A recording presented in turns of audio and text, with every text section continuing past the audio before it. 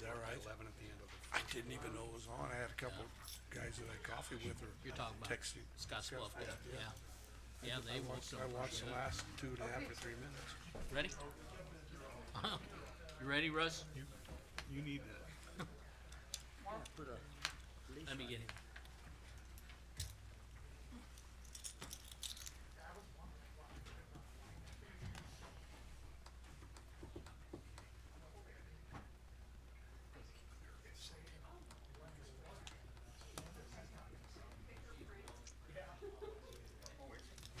Chairperson.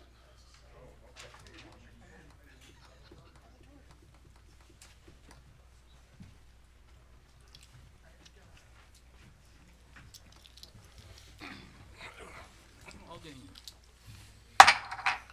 The meeting will come to order. For public information, a copy of the Nebraska Open Meetings Act is posted in the back of the meeting room on the east wall, if anyone needs to see that or read that. We'll have roll call. Harris, Here. Raisig, Here. Meyer, Here. Blue, Here. Parsley. Here. All right, if we'd all stand for the Pledge of Allegiance. I pledge allegiance to the flag of the United States of America and to the republic for which it stands, one nation, under God, indivisible, with liberty and justice for all.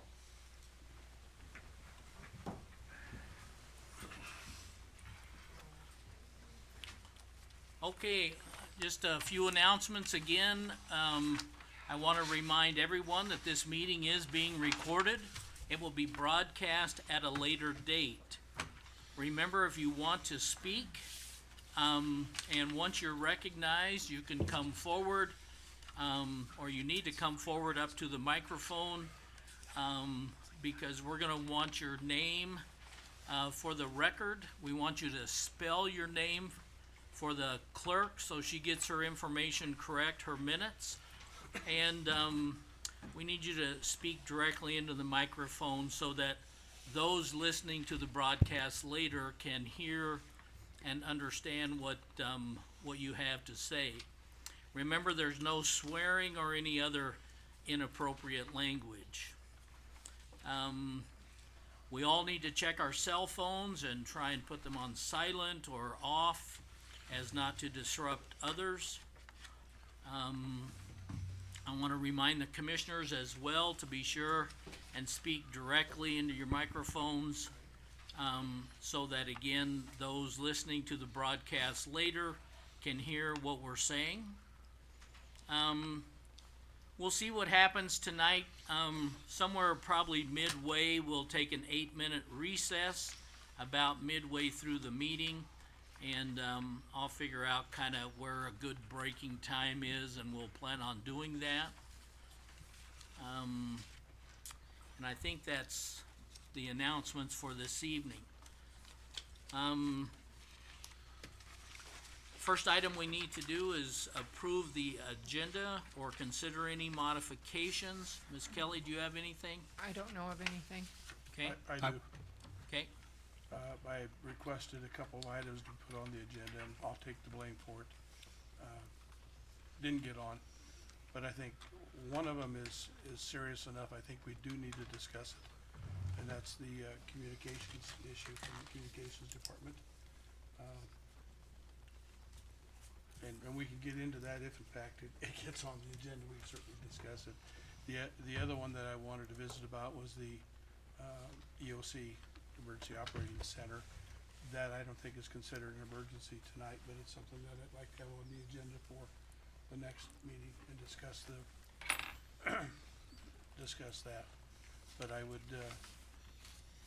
ask that we would declare the comm center information as an emergency and get it on the agenda under general agenda items. I move to approve the agenda with the modifications and the flexibility of the chair as to where you want to put those. okay. Is there a second to that? I'll second it. Okay. And then with discussion, I guess, Jason, are you having any concern about any of that? Can we get the microphone over to him, please?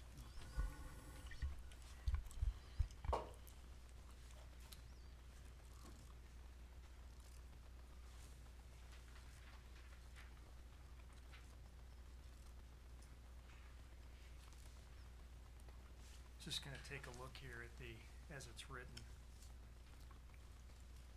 So, it's not written at all in here at this point. I think what happened was, there was some miscommunication, between, Ken and Kelly possibly, and hoping that, Ken was hoping that it would be on the agenda, and, it's not, and we're talking particularly about you were here at the last meeting, right, Jason, where at the end, down here under the board and staff reports, we spoke at great length about the, alarm system, Yes. and so that's what you're talking about specifically, about being, an emergency item. And then, not considering it an emergency, but, hoping to talk about the emergency, the EOC. And, wondering about adding it on as an agenda item, or I guess I'm even wondering about just talking about it at the end, possibly. If that's what you'd like to do, I don't think any decisions are going to be made. Yeah, either way, so we probably work on it. Because- We'll talk on the end, but. I think as long as we get some kind of coverage on that. But I think the comm center is one that we need to get on the agenda to make some kind of decision on. I've got some concerns and questions that need to be answered.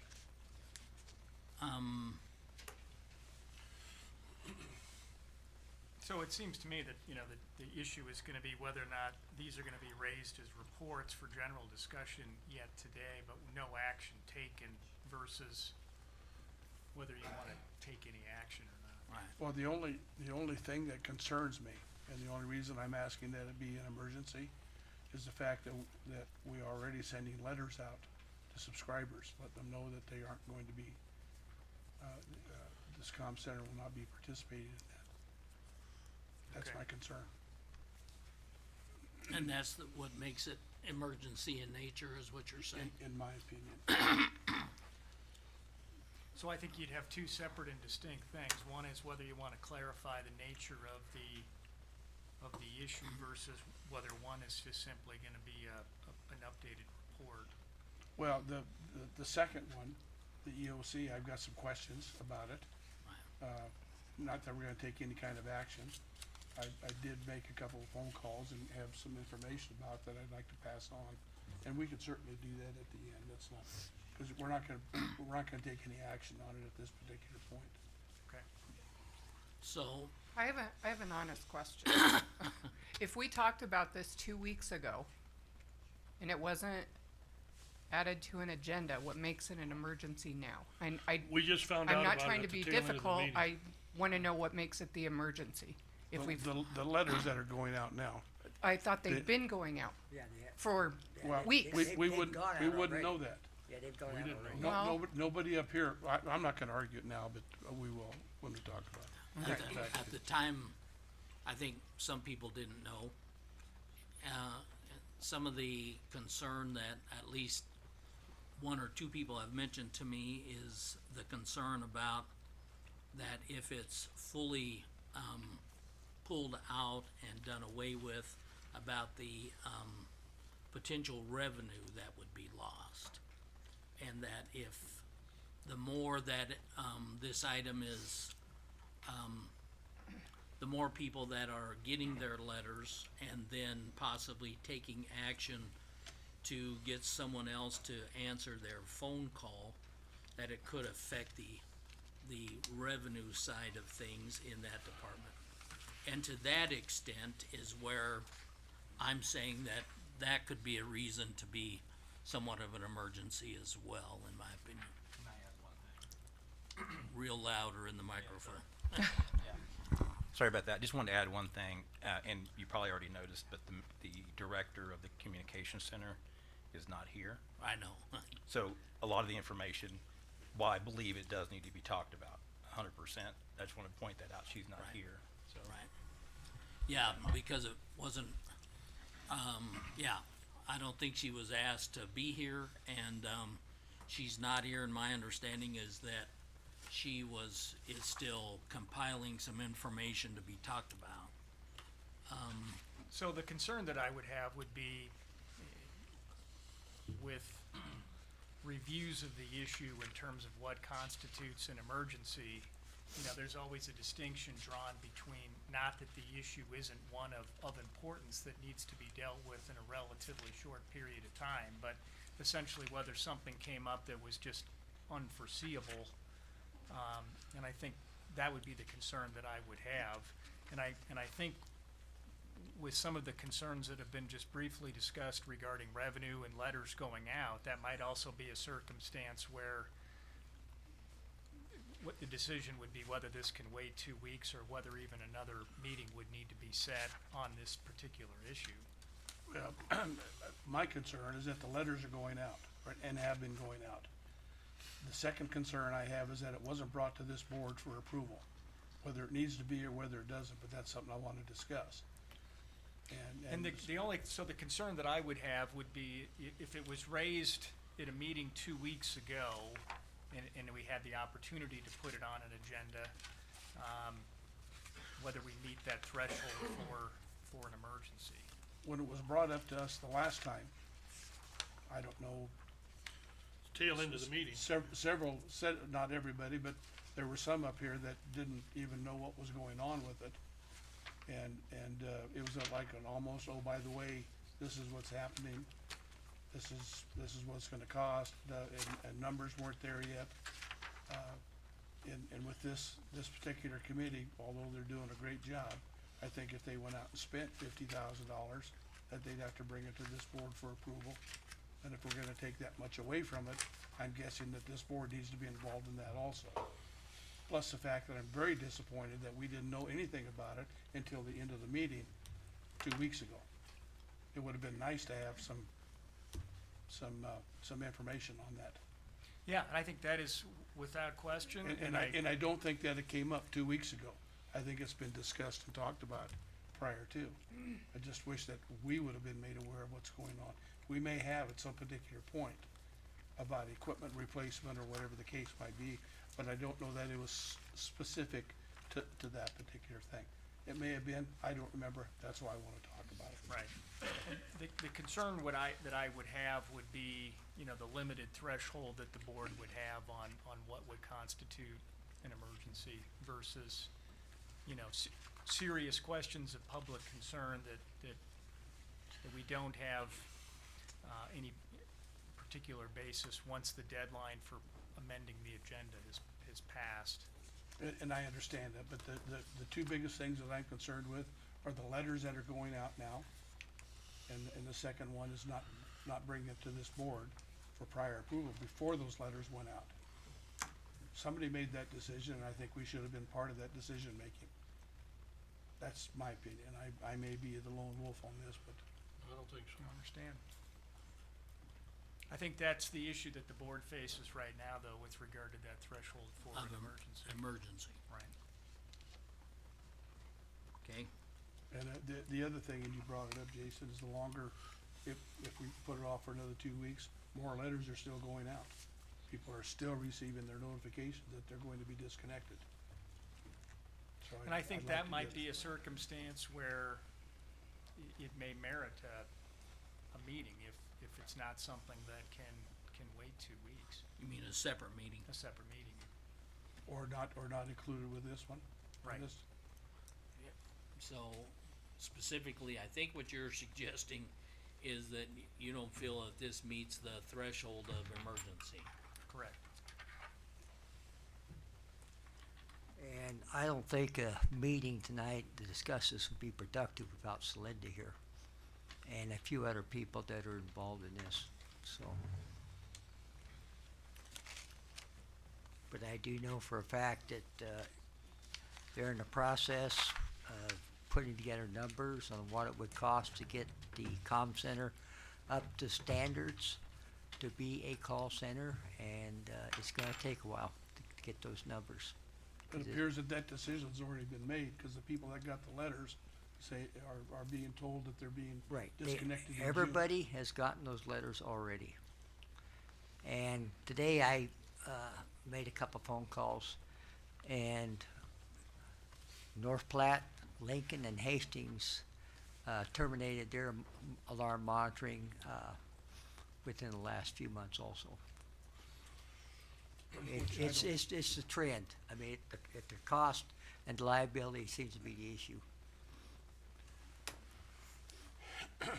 It sounds like in terms of, an agenda item that, from the discussion, that there's not only a specific agenda item regarding the continuation of these services moving forward, but potentially a personnel matter that would be put on the agenda in terms of what's the responsibility of officials to seek approval of the Board of Commissioners before certain actions are taken.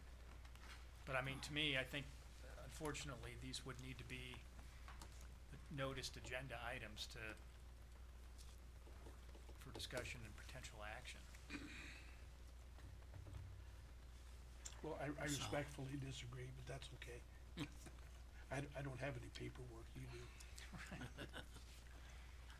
So, all right, so let's talk about a couple things. So we have a motion and a second to, put at least the first item in as an emergency item. And, Matt said, and the second one wouldn't have to be an emergency. And to be put in at the discretion in the agenda is where I wanted to put it. I think that's the motion. And your suggestion then, Jason, is that we would not do that. And so are we gonna, I guess the way I see it, we're still gonna need to vote on this, right? Yes. But All right. I also could withdraw the motion. I suspect that could be appropriate. Would that be an appropriate way to do it? Hasn't been acted on yet, so someone could. He could withdraw his motion. I guess from my own perspective, based upon what you're saying, I'm not gonna have a problem with, I mean, I think I would have to vote no in that you're telling us not to treat it as an emergency item. But I fully expect to talk about this somewhat tonight down here under board and staff reports, just like we talked about it 2 weeks ago. Correct. And it would just be part of our board and staff discussions. Without any action. And that without any action, and particularly in that, again, as you said, Cindy isn't here. And so we're not gonna be able to get her whatever information that she's gathering. It's not ready to be, either presented or whatever tonight. And then we could decide, I guess, at that point, as to whether or not we should set a extra meeting or just discuss it in 2 weeks, but, Correct. I mean, put it on the agenda in 2 weeks. Yes. All right, so, in my opinion, that's kind of where we're headed, and in my opinion, I'd have to vote no based upon your recommendation of that this doesn't meet the criteria of being an emergency item, I'll withdraw the motion. okay? So, do we have to have Ken withdraw his second in that case? It's not gonna matter, I mean, No, I Okay. think that would be. All right, motion. all right, so the motion's withdrawn, Ms. Kelly? Okay, All right. All right. So, but I'm suspecting that we'll be talking about these items at the end, down here at the board and staff report section like we did last week, or 2 weeks ago. All right. I move to approve the agenda as written. All right? Is there a second to that? I'll second that. All right, so we have a motion and a second to approve the agenda as presented. Any other discussion? Hearing none, we'll vote.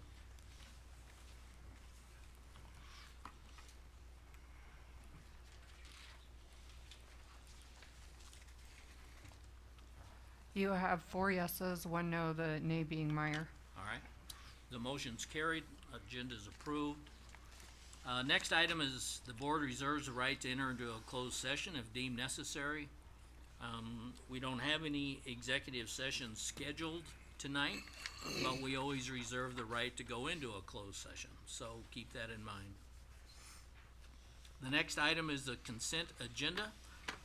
We have several items that are part of the consent agenda. The intent is to take action on all of these items with one motion, unless someone would like to consider one separately. Ask if anyone would like to consider something separate tonight. And if not, accept a motion. I move that we approve the consent agenda. All right, is there a second? I'll second that. Have a motion and a second to approve the consent agenda as presented. Any other discussion? Hearing none, we'll vote.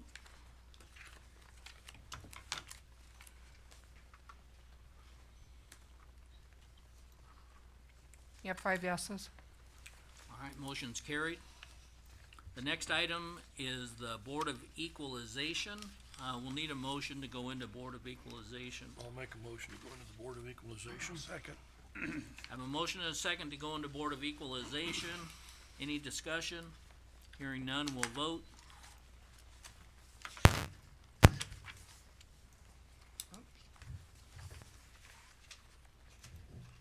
You have 5 yeses. Motion's carried. First item is discuss and consider approval of one vehicle exemption for Regional West Medical Center. Ms. Heather? We generally do Regional West Medical Center's vehicles all at once in January. They did not put this vehicle on their list this year because it was out of commission at the time, and they thought that they were going to sell it. They've decided not to sell it. They are going to keep it. This is a 2024 Ford Explorer SUV. It says it's used for daily operation of a nonprofit hospital. It is a tax loss of $688, and it will become due again in January of next year. So even though you would exempt it tonight, it'll still go back to when it was originally, when it originally expired. So it'll be included on all the other ones then? Okay. Back to you. Any questions or discussion? And I believe it was tax exempt last year also. And you agree with it and it meets all of your criteria? Yes. I would move for approval. I'll second it. I have a motion and a second to approve one vehicle for Regional West Medical Center as being exempt. Any other discussion? Hearing none, we'll vote.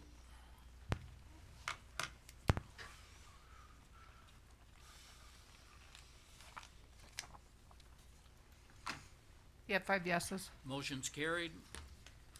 We'll go on to the next one, which is to Thank you. receive the tax list corrections.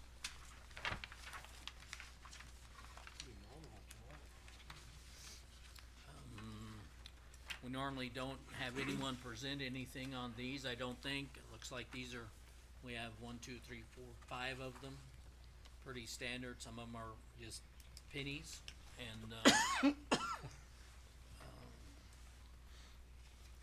but, anyway, have 5. Any questions or thoughts? I move to approve the tax list corrections. I'll second that. All right, I have a motion and a second to approve the tax list corrections as presented to us. Any other discussion? Hearing none, we'll vote.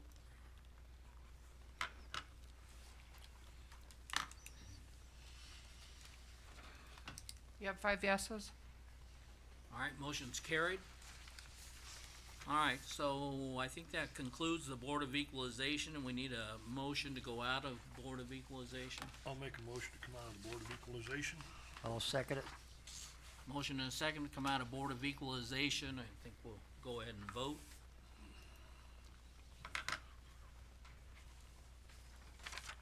It works about half the time. Ken, yours didn't take. Nope. You have 5 yeses. Motion's carried. All right, we'll go on to the, next item, which is, general agenda items. The first one is discuss and consider approval of an $18,000 to be used. Mark? Yeah.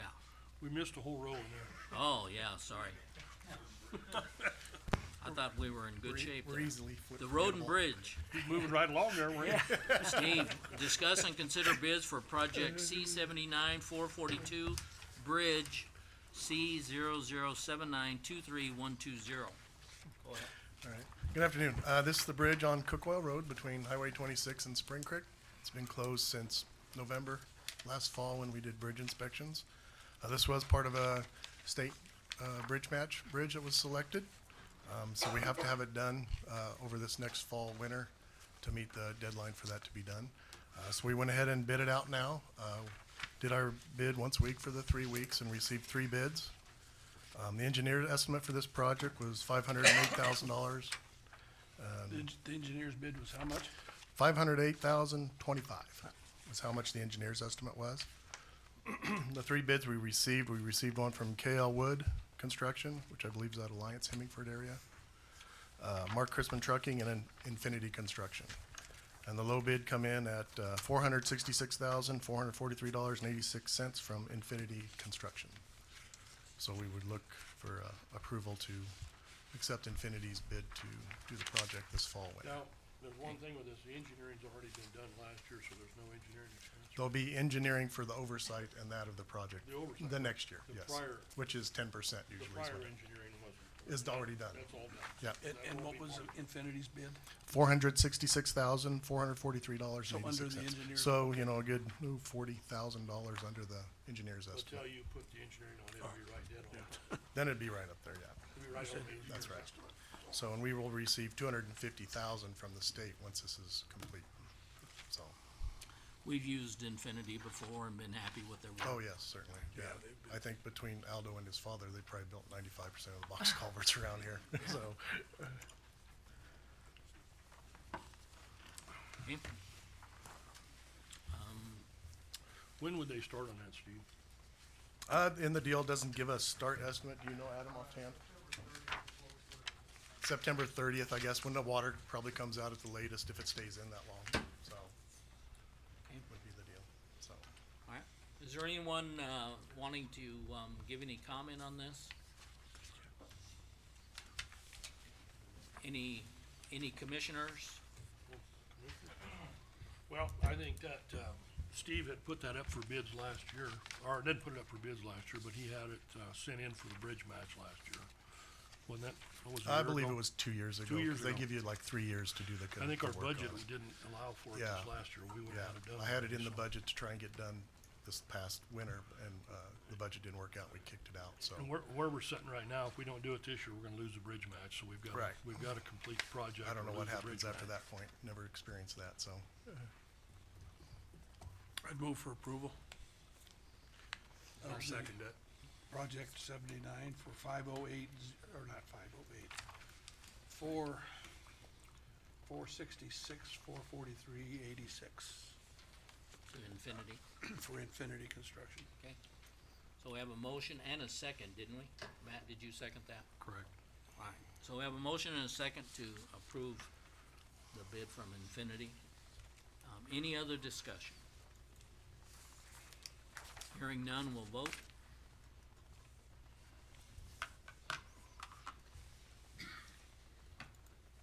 You have 5 yeses. Motion's carried. We'll go to the next one, discuss and consider resolution of completion for project C 79-449 bridge C 0079269110. Steve? Okay, this also was a bridge match this, for this year. We completed it here a few weeks back. This is the resolution the state sends out certifying that's done, and they will reimburse us, the bridge match amount for this structure, which is $137,500. The total cost we had in this was $221,044.24, so, we're getting a little over our 55% back out of that on the bridge match. So, I can read the resolution to you if you'd like, or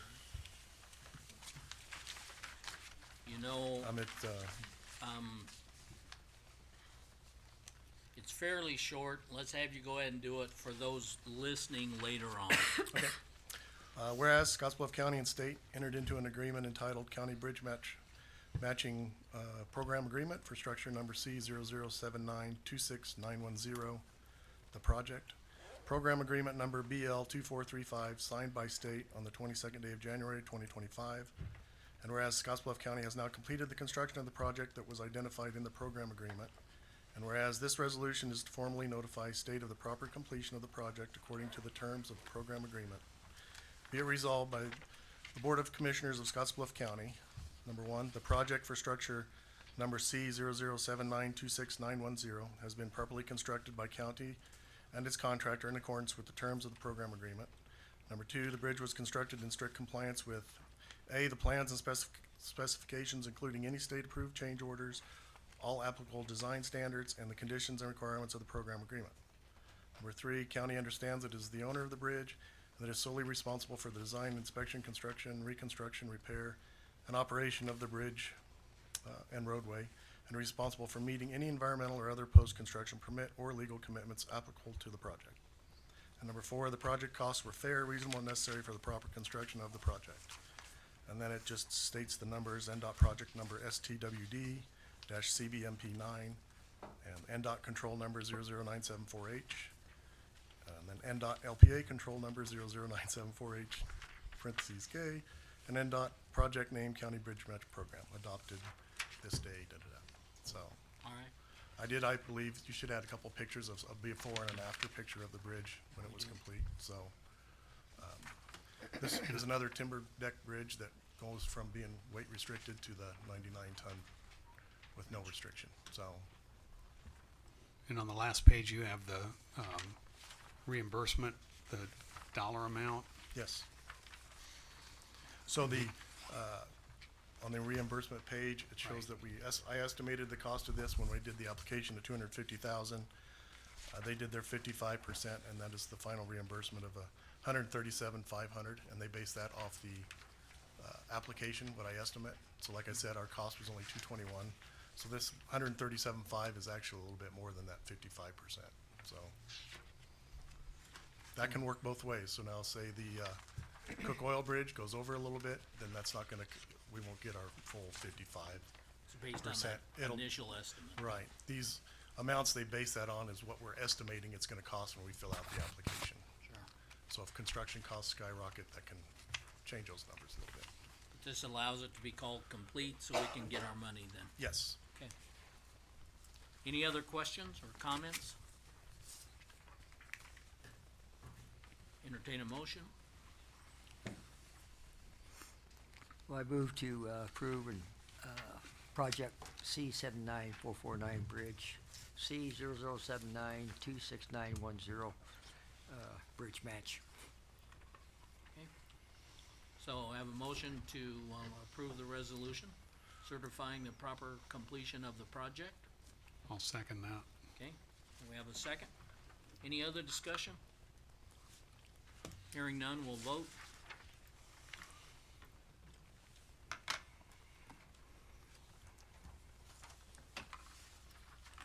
You have 5 yeses? Motion's carried. Okay, so that'll take care of the, road and bridge items. And now we'll get to the one I was anxious to get to. Discuss and consider approval of $18,000 to be used for incentives for the Old West Balloon Fest 2026. Looks like Brenda's not here. So let's see, Melissa Price and then Miss Johnson. Yes, with so I'm just balloon. here to answer any questions. I Okay. presented our request in front of, the tourism board on February 17th, and we're just here for your approval, and I'm here to answer any questions you might have. Sure. Melissa, go ahead. Yes, filling in for Brenda, who unfortunately couldn't be here tonight, Melissa Price.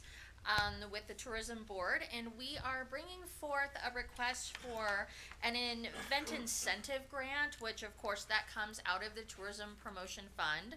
So just a reminder for everyone in the room and everyone here that any request that's brought forth by tourism is always funded through lodging tax. So those are funds that are specifically collected from the Nebraska Lodging Tax Fund and can only be used for tourism activity in our county. So we're not here to make a request to pull funds out of any other county, of course, budget items, and these funds cannot be allocated for any other use except to promote tourism by the county. We're very excited that this is 12th year of the Old West Balloon Fest, and we're really glad to have the National Hot Air Ballooning Championships back. That's really exciting for us. The request is for $18,000, which is why our group brought forth a recommendation to all of you.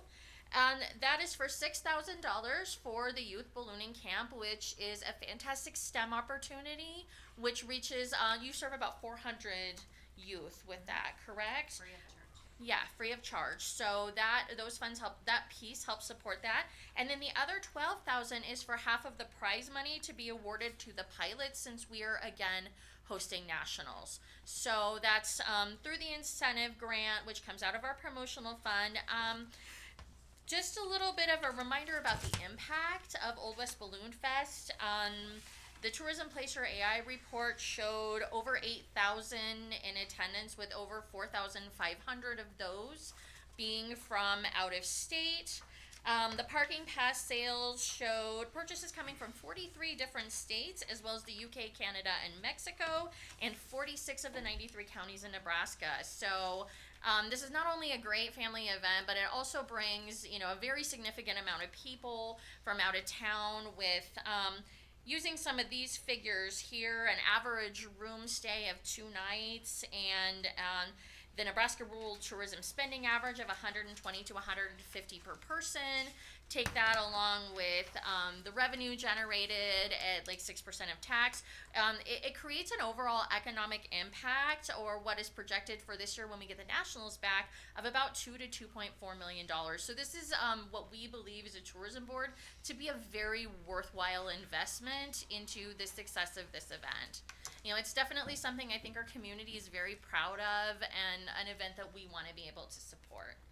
So, what questions do you have for us? I appreciate your comments, and I would only say that we need to remember as the board that this is being brought to us because it's more than 10,000. If it was less than 10,000, they would have taken action on their own. But because it's more than 10, it has to come to the board, and I think we've been supportive of it in the past. And Matt, we're gonna let you speak in 1 minute, but I got one question, and that's, does anyone remember how much we approved the last time for Old West Balloon? Well, so you approved an amount of money when we had nationals before. Uh-huh. You approved a larger amount of money we came before you all then. But typically, we've just asked for money for the youth ballooning camp, and that's been $6,000 per year when we don't have nationals. The impact of nationals on our budget is incredible. So, and the biggest piece is, well, 2 things. Our hotel room costs are over $80,000 because we do have to pay for their hotel rooms. And then the other large cost is $25,000 worth of prize money. And that's considerably lower or less than they just had it in Longview, Texas. Their prize money package was $100,000. Do they pay an entry fee? They do pay a $150 entry fee, but that does not come to us. I see. That goes directly to the Balloon Federation of America. So just for clarification, this Old West Balloon Fest, what's the date for it? It's August, it actually starts on August 9th, and that is the kickoff welcome party, and then it goes through August 15th. And this is nationals, or it's? Yes, Okay. it is a national, so the national competition will be that whole week, and the targets will be all over Scotts Bluff County. And then the Old West Balloon Fest part is part of the event, and that will be Thursday night kickoff at WNCC, and then Friday, Saturday. How many, balloons do you anticipate, or how many entrances? So there will be 50 national pilots and between 30 and 40 Old West balloon test pilots. I see the city of Gearing had something on their one of their last agendas that I was at. They're sponsoring the Old West Balloon Festival. How do you guys do anything together, or are they separate from what you're doing, or how does that work? So we asked for occupancy tax money through their tourism. Okay. Tina Worthman was there at that meeting as well. So they approved monies to, again, lodging tax. Even though they don't have anything specifically in Gearing in terms of, balloon blow or anything like that, the welcome party will be at Five Rocks. And then they're having a big party on Friday night. We're actually giving that night off for pilots to kind of take a breather, and their final day of competition is on Saturday. So Gearing is having a big party on Friday night as well for the community. And then Gearing is the headquarters for the Nationals. So basically what happens is the pilots have to have a pilot briefing for their flights in the morning and the evening, and it will be at the Gearing Civic Center. So all the pilots have to lodge within a 10-minute, which you can anywhere here. So But- their lodging has to be within 10 minutes, and they prefer that it's within walking distance of where they're gonna have their pilot briefing, So that's their contribution then, is the event center or whatever, I guess. Right. Now, this is the Nationals, and isn't there like 2 more years of There Nationals? is, so it's a 3-year contract, and that's the other piece of it, is that they would not have awarded us the national contract if we hadn't met our obligations of Yeah. $25,000 prize money, the hotel rooms, we have to provide 2 meals, the $5,000 sanction fee to the Balloon Federation of America. And it's very competitive to get this event. It was down to us in Shreveport, Louisiana, which is a no-brainer in my mind, but June in Louisiana. Anyway, yeah, so it is very competitive to get this contract. This is kind of off, but yet it's not. I'm a nerd, I watch RFD TV. Okay. And one of the programs on there, it's called Small Town Big Deal. And they go around all over the United States and feature, yesterday they were in Missouri for a parade and a cow chip throwing contest, and I mean, frozen turkey bowling or whatever. And I got to thinking about the balloon fest.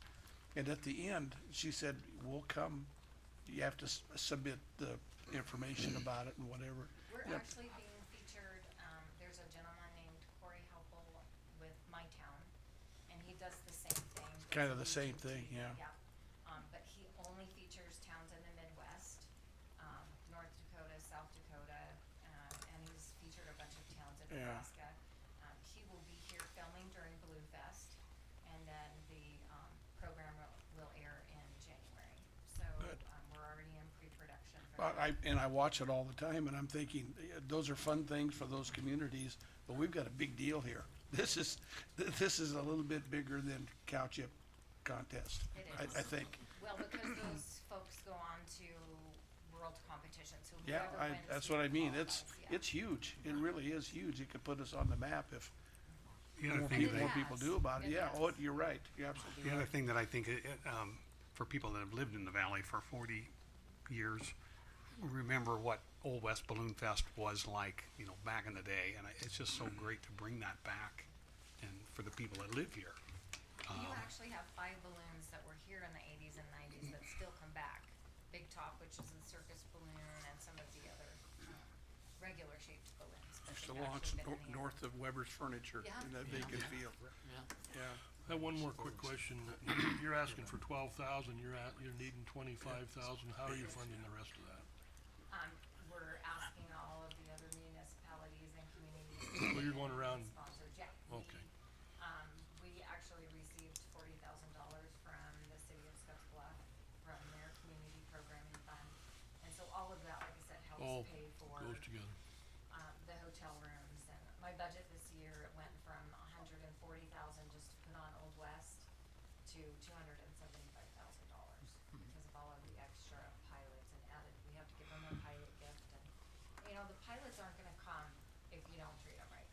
So, unfortunately, that's the way of the world, and that's the way that it works in the ballooning community, so we wanna really showcase our area and showcase what we have to offer, and it does bring a lot into the community. Just with Old West, it was 1.6 million for a weekend, so it does bring a lot of money into the community. I don't think you get the credit you deserve. That's my opinion. Well, and I'll just mention that this is a big deal, and it does provide, especially with it being the Nationals, it's a virtual week-long, event, and, I just know from some of our own personal experience, and then through some other, people, that, this event, virtually guarantees, substantial extra income for people up and down 27th Street, the hotels, motels, all of those that virtually end up being full, from this, and, to me, it's one of the best ways for us to use tourism dollars, and, like you said, it doesn't require any tax, asking money,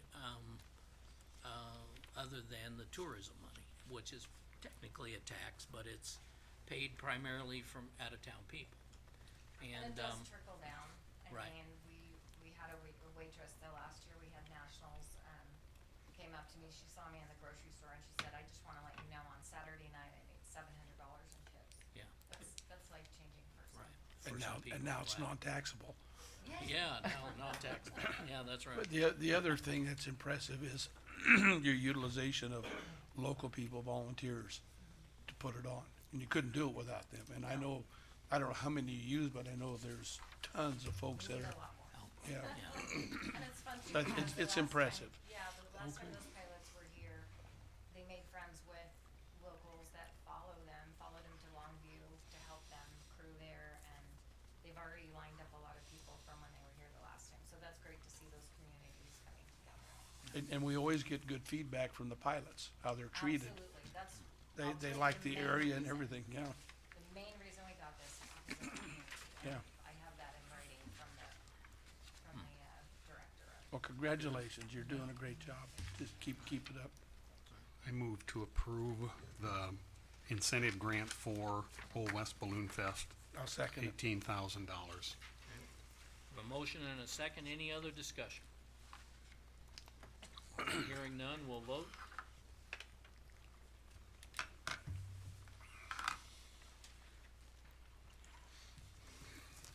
Yep, 5 yeses. All right, motion's carried, thanks very much.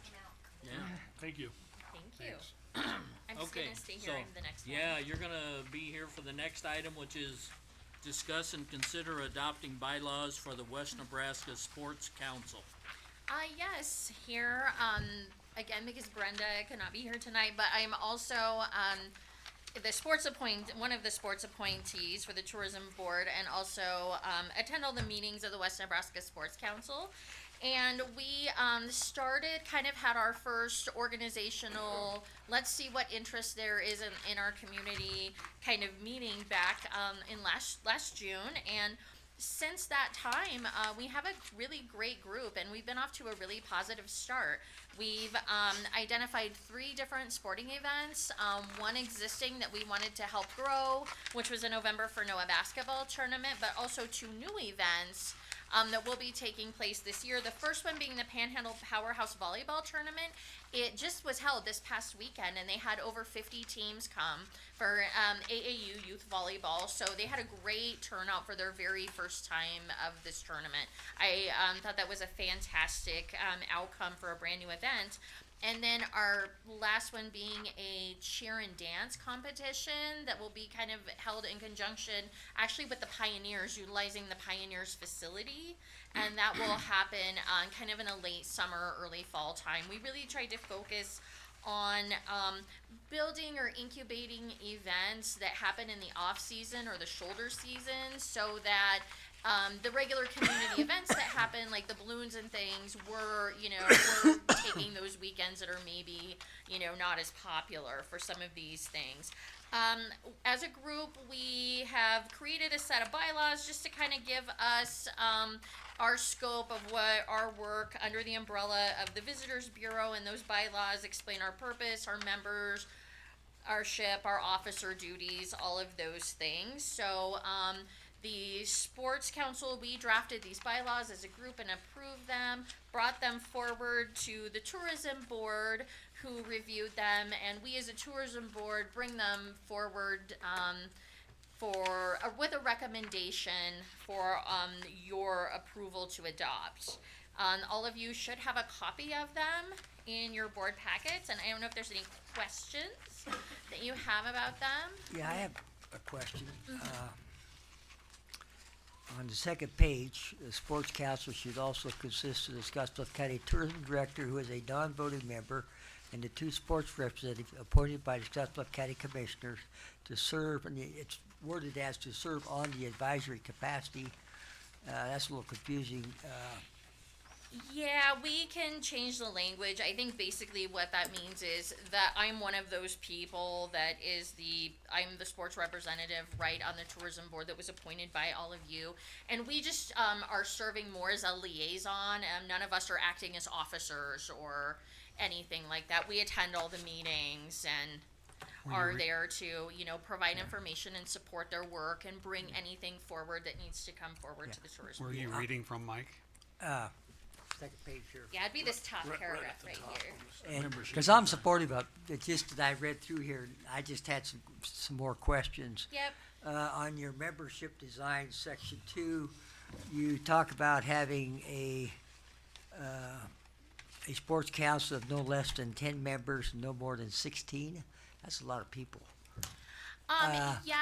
I'm thinking more like 5 to 11. Yes, and we just kind of cast a net out there and wanted to see who was interested. And this was we had about 16 people, and what we've learned is because of the seasonality of sports, people kind of drop off and come back. And so having a little bit of a bigger group has actually kind of served us well to have a decent amount of people at every meeting, because it's my heavy national event season right now for wrestling. So, when you have those certain things, or if it's fall and you're a softball person or whatever, it kind of gives us, I think, a well-rounded group. And that's kind of where we have gone with that. It's been serving us, with everyone being in a volunteer capacity, it's been serving us well so far. Okay. You don't have any trouble with agreeing and discussing things? Actually, Okay. no, not at all. It's been really interesting because a lot of people, it seems like they know a lot about one or two certain sports, and what maybe like the sports that I don't know, someone else does. And so it's actually there's been a lot of education that's kind of come through that, and learning about, maybe sports that you've never done before. Is this something you're doing in your regular meetings? You're working on these, making these changes? Or are you just doing this stuff in the office? How's this being done? Are you involved in this, Matt? Are you involved in this? No, I am involved in the tourism committee, Right, but this right, is right. separate. This is, Yeah, Wouldn't you be involved in that? he I could be, he's welcome to be. I got another question. The 2 advisory people that are appointed by the Board of Commissioners, are they voting members or non-voting members? The way that I read this is that we are voting members. It says voting members. Yep, Okay. that is the way that I interpret that, and that would be like myself, and that would be Chuck. Now, That would be the two of us. on your membership design, are you gonna have like an odd number so that you don't have this, if you have a vote and you happen to have an even number, 5 yes, 5 no, are you gonna have an odd number so you don't run into that problem? We really haven't run into that. The other thing too is, depending on what kind of thing it is and what someone's connection is to the project, there may be situations where someone may wish to abstain. we could look at that, I think, you know, I know we're kind of like probably trying to look at our terms too, so that we can have a rotation so that we don't have everyone leave at the same time too. But again, we're just getting started. And those are certainly things we can look to refine. Where it is right now is a majority vote of those in attendance. Okay. And if you look on the quorum, it goes on to say 6 of the 10 appointed members or 10 of the 16 appointed members Yep. shall constitute a 1/3 quorum. I think that's 60%. Two-thirds?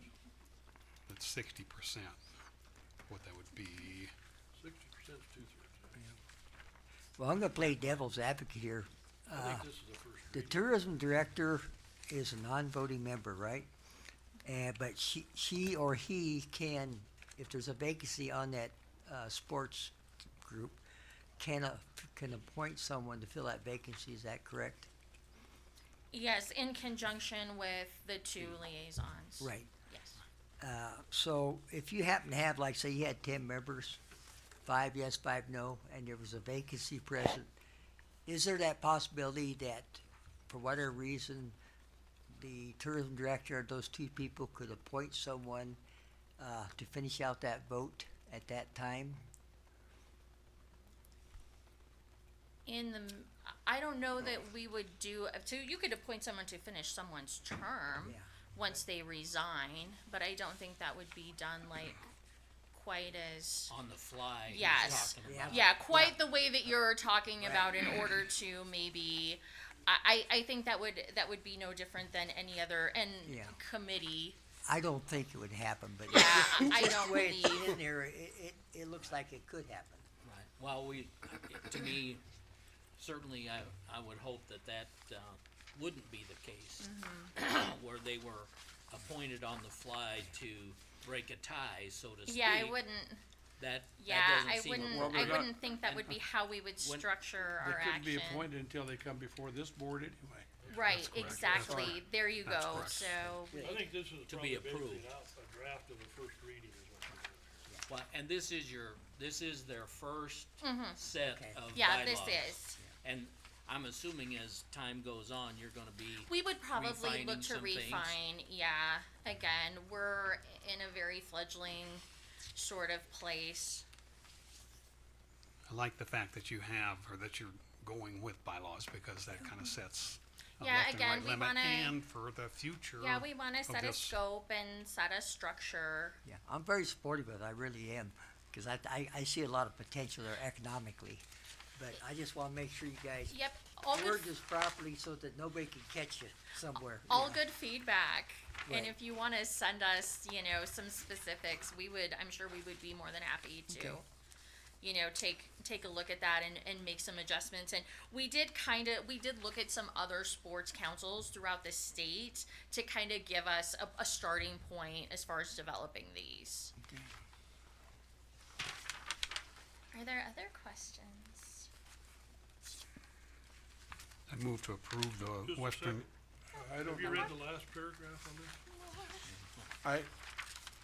I don't know that we're We're not approving anything. I'm not approving. I don't know that This is, we're ready to approve anything yet until it's finished. It looks like there's some work that needs to be done on it. My suggestion would be that we read through this, if you have suggestions, get them submitted to Brenda, and, she can get it, to this group to be either added or changed or whatever, and then come back for a final approval, maybe. so, The last there's sentence other takes issues. out everything that you and I are doing up here, and I don't think that's what we're after, is it? What's that? I did, Last paragraph takes out the board totally. It says they can amend any of these bylaws themselves, basically without board approval. I'm not seeing anything about the board on here. I don't think this is complete. I think this needs a lot of love.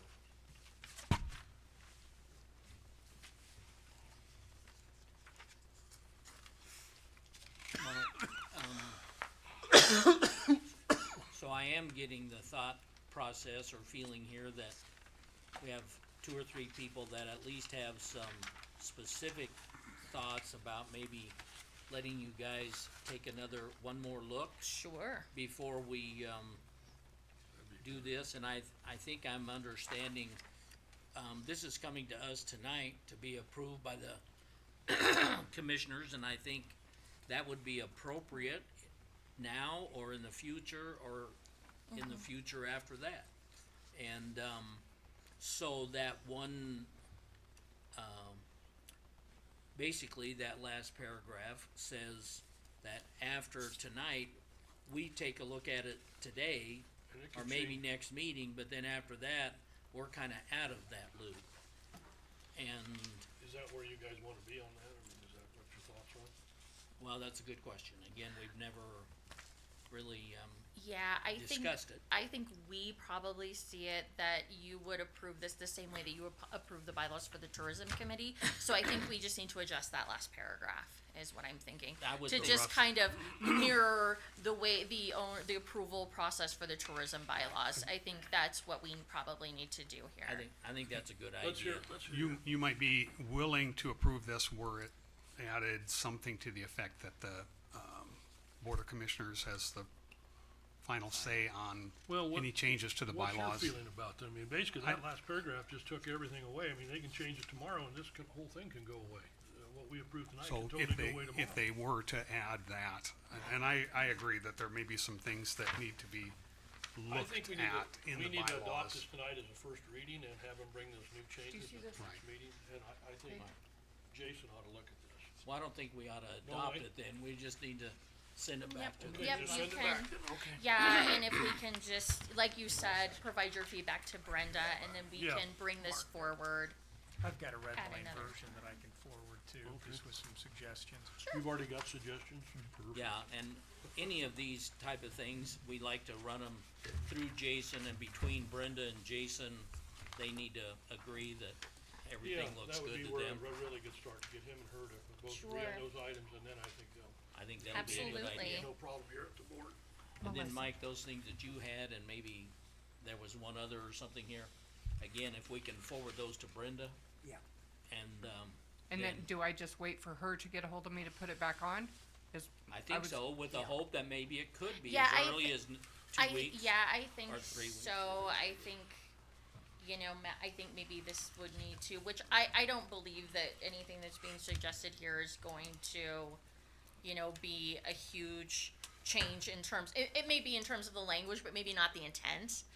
But we may wanna bring it back through the other, Yeah. through the your other tours- groups, Through your, through the other sports groups, and people. then bring it back That's to true. you. But we appreciate the feedback. Right. So- No, that'd be all right with us. And, Yeah. and for the record, this sports council has been in existence. It's just, Since they're, June. they're adding bylaws to it, which I think is a good thing, but Right. But yeah, I think that could, easily work, and certainly it should go back in front of your two groups, Yep, before it comes back to us. sure. I think that's good. Okay, well then, with that, we Okay. probably respectfully withdraw the request, right? Yeah. Okay. thanks, Melissa. Thank you. Yeah, Thank you. appreciate your help.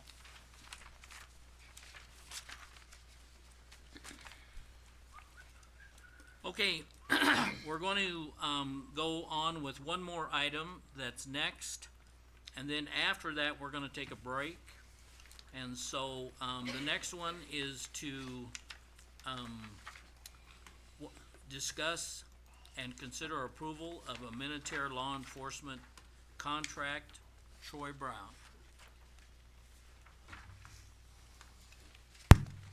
Troy Brown, Chief Deputy, Scotts Bluff County Sheriff's Office. Thank you, but you're on the agenda. Good. I just wanted to say that. Oh, okay. Yes, I'm here to, for you guys to consider approval of a contract to provide law enforcement services with the city of Minutair. A little history, this has kind of been in the makings for about the last 3 years. Sheriff and I have been contacted by Morrill City at one time when they were having some issues. Minutair is now down to just one part-time officer, and they've had, in the past, about 6 months ago, had a rash of vandalism, so they're having some issues. Right now, our contract is we just handle emergency calls, and they pay us for the time that we take those calls. Now they're asking for active patrol, proactive patrol in this town. Not a lot of hours, they're gonna just kinda test the waters first. So we're gonna get started with a small contract where we're gonna provide active patrol during school days, during drop-off and pickups. So it'll be 7:30 to 8, 3 o'clock to 4 o'clock in the afternoons. and then provide about 3 hours in the evening for them. They're gonna see how that works out and see where it goes.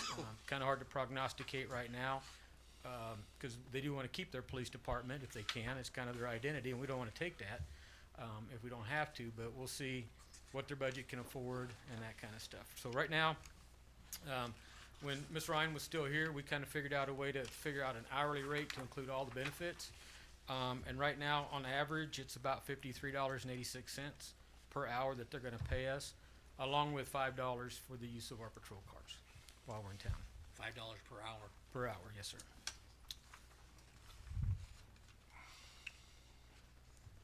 Starting out, we're gonna average probably around $1,820 a week during the school year.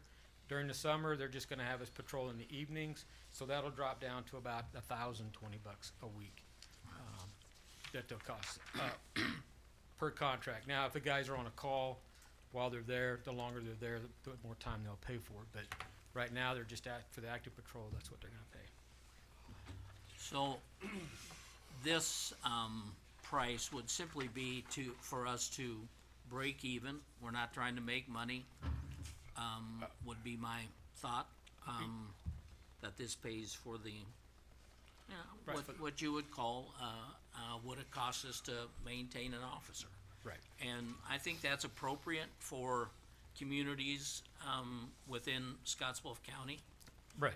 I don't see us, being in the business to make money off of our own communities in Scotts Bluff County, Right, no, as sir. far as, more than what it actually cost us. Right, and at And so I this, think that's good. yes, sir, and at this rate, it's not, we don't have to add personnel to cover what they want at this time. Right.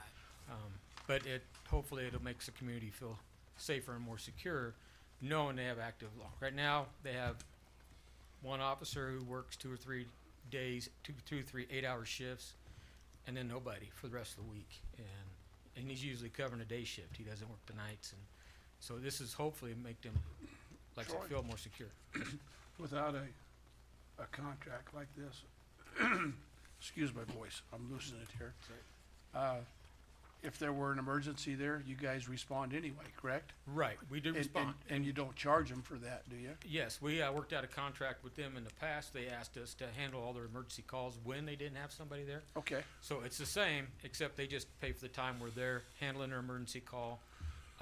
And then when we're done, we send so them a they're bill. never really not covered, it's just there's a time No. element from where your deputy Right. might be at the time of the Yeah, emergency. it could be linemen have to drive to Minnetonka Sure. to handle emergency Okay, call. I got you, This will just guarantee that there'll be somebody in town for a set amount of hours gotcha, for them. okay, thank you. Troy, Yes, sir. how are you gonna, how many hours a week are you looking at working on this total? So during the school year, it's about 28 and a half hours during the week, and during the summer months when they're not having school, so we're not there in the mornings, it comes out to about 16 hours a Okay. week. You said that, so how is that not gonna affect our regular patrol, or how are we gonna, without bringing in some extra people? Right now, it's on our night shift, which we have extra.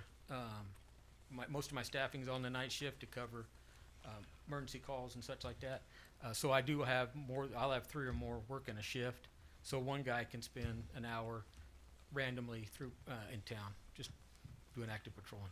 So now, will you just send guys down and they'll go through, come back, and maybe send somebody else down an hour later, or 2 hours Right. later? I'll let my shift sergeants kind of figure that out. I just don't want them to say, from 7 to 10 every night you're there. I want it pretty random so that no one person can figure out when they're going to be in town and just work around our schedule. This way, we'll just be there at random times. So Sounds like organized confusion there to me. catch them when we can, kind of thing. Yeah. Keep them guessing. Keep the bad guys guessing. Troy, if I understand this right, we look at number 6 there. July 1st is the end of the if there's need for adjustment to the agreement in terms of dollar amount Right. on the part of Scotts Bluff County, then they could increase that for the next year, assuming that the city of Minnetonka Continues on. approves it. Yes, sir. Yes, sir. And And- usually and we'll have Scotts Bluff County, for our that wage matter. comparabilities are done before the 1st of July. Now, Troy, will this, also include travel time? Are we gonna be collecting from the time we leave, so we're being paid from the time we leave, or? Just when they get on town, they'll call out a patrol request, They'll do their patrol request and then leave unless they have a call or whatever, and then it continues on. So we won't charge any travel time It'll be just normal patrol until they hit town. until they hit town. Yes, sir. Who's responsible for monitoring the number of hours, fuel? Is it just the sheriff's office, or? That'll be on me. I'll take care of making sure that they're there. We have several different software programs that can track where they're at, when they're in town, when they're not. I trust my guys. When they say they're there, they'll be there. And then the fuel. Fuel, we just put a $5 charge for spending time in town. Well, I'm very supportive of this because our small communities, a lot of times are lacking in, protection, and I think it's a great idea, and the idea of mixing it up is very important for the officer safety as well as the community, so they don't set a pattern. And I know Minutair, I'm talking to residents down there that they've really struggled with, having adequate protection, and I think this is a great first step to get that accomplished, so. I'm okay with it. Yeah, I would move for approval, of the law enforcement contract with the city of Minutair. I'll second it. Have a motion and a second, any discussion? Yes, I'd like, are you gonna try to get us an actual cost once you're in position and doing this for like the first 30 days? Can you get us some, what it's really costing us to do this? Cause this is just an estimate, what you have here pretty much. $5 an hour won't cover your gas at $4 a gallon these days. I agree. You know, at $2 it would. Right, and I agree. I just didn't want to, at the time, try to do best we could for the community if we can. Didn't want to really gouge them too much. No, we can't. If we Is could it- monitor it like for 30 days somehow, that- I mean, like you had said, As I read that agreement, Russ, I think it gives us the flexibility of that, cause 1 July, so, starting 1 July 2026. I thought I read that just so we somewhere. kinda get a little closer, cause if we're high, we might owe them a little back. I mean, we might be $10 too high on the whole thing, 15, who knows? Yes, sir. I doubt it, but The if we fif- are, I don't think we should try to make money on them either. The 5386 though was more than just a guess. You and Lisa sat down and you came up with this number. Yes, sir, based on All right. wages and all the benefits. Right. So, wanna be sure we understand that they did, try with their best effort to come up with what it actually costs per hour, per person. Yes, sir. Which is never easy when benefits are incled and all kinds We of got other benefits, things. we have two types of insurance, we got vehicle Yeah. insurance, we have liability insurance on the officer, we've got a All kinds lot of- of things that enter into that, Yeah, oh, I know. And, yeah, work comp alone is a lot of times 30% or better, yeah, and I mean, $60. but, yeah, but, I said, no doubt you'll be reviewing this on at least an annual basis, if not more often, so. Actually, monthly, as we go through this. Okay. Yes, sir. Is this a year-to-year contract on this, Troy? This initial one, was written as a 6-month trial period with the Okay. city of Minutair. And if they have no objections, it'll automatically go for a year. They won't have to do anything different. Go for a year, but then, it's an 18-month contract, basically. Well, Or 1 year, it'll yeah, so right, it'll just go another 6 months then. right, Okay. yeah. But we can also, terminate it with 30 days' notice, and so can they. So if we get ourselves in a bind, we Well, can terminate it. I don't think it's real lopsided, but I don't know if it's Right. accurate. But they have the option to terminate, and so do we. Right. With 30 days' notice. That's fine. If they get lucky and can hire a police force and go They back to definitely- taking care of they themselves. definitely- Right. I'm sure they need you guys tomorrow, so we need to be on this. Actually, if it gets approved tonight, I'm gonna have them working the 3 hours starting tonight. Yeah, and my deputies are Pretty good excited, chance. cause they're gonna be hitting traffic on the highway, they're gonna be, yeah, Okay, they're excited we about have a motion second. Yeah, we do have a motion and a second. Any other discussion? Hearing none, we'll vote.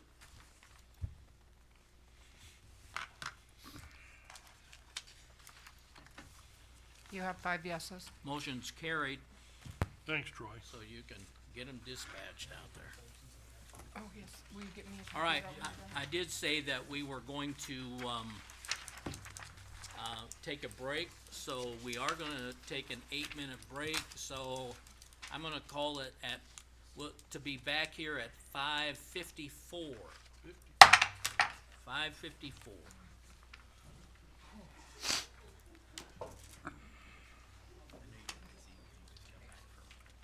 Okay? Oh, yeah. Yeah, it's a good deal. Appreciate your work on that.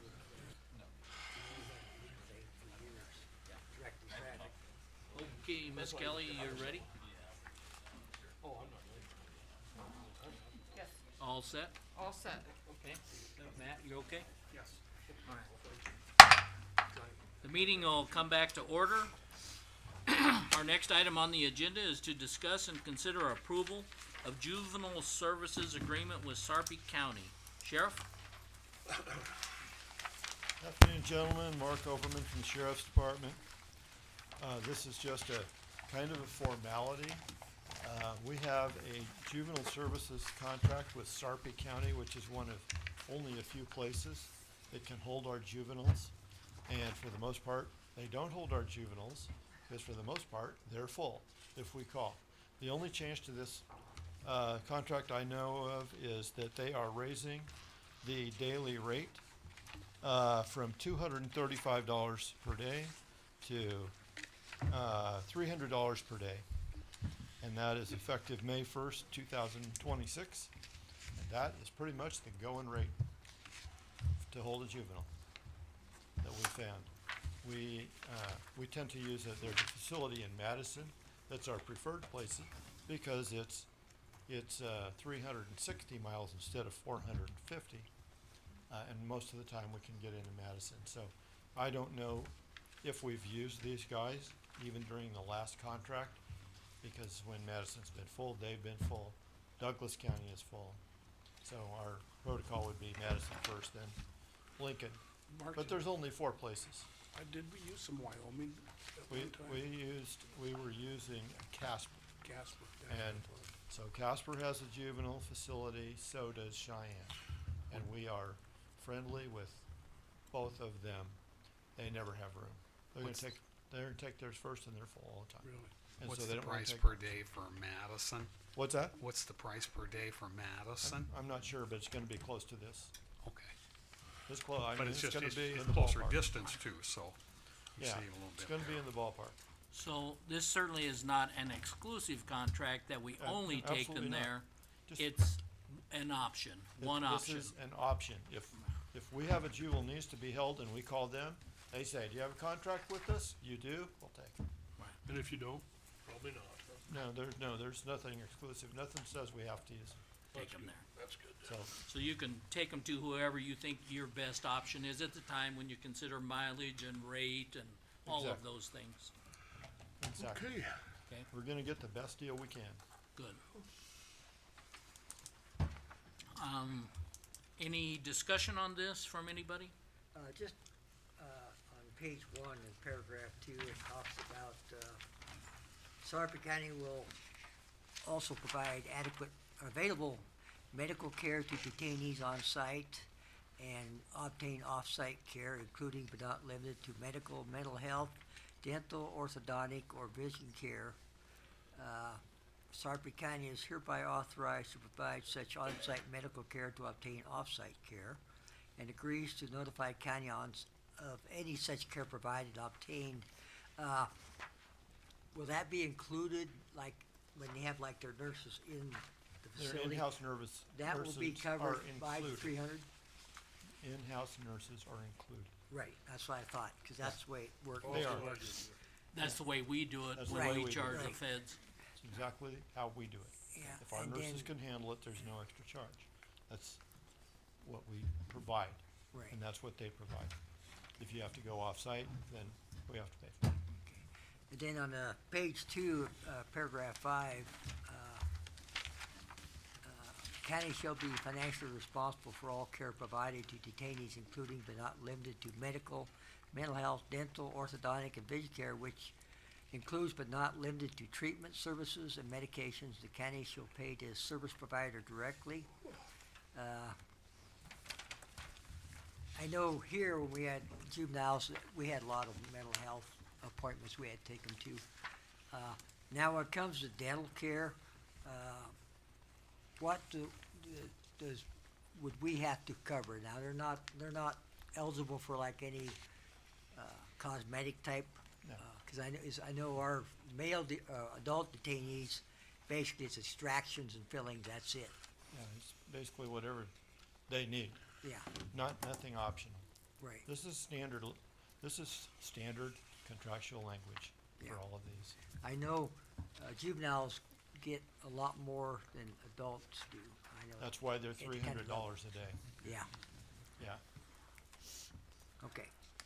Yeah, there's a lot of, we have to provide, if we were doing this, as you well know, cause you Right. were there, we have to provide all sorts of programming. Right. And when we Education. were holding juveniles here, we contracted with 2 full-time teachers, 12 months a year from ESU 13. Yeah.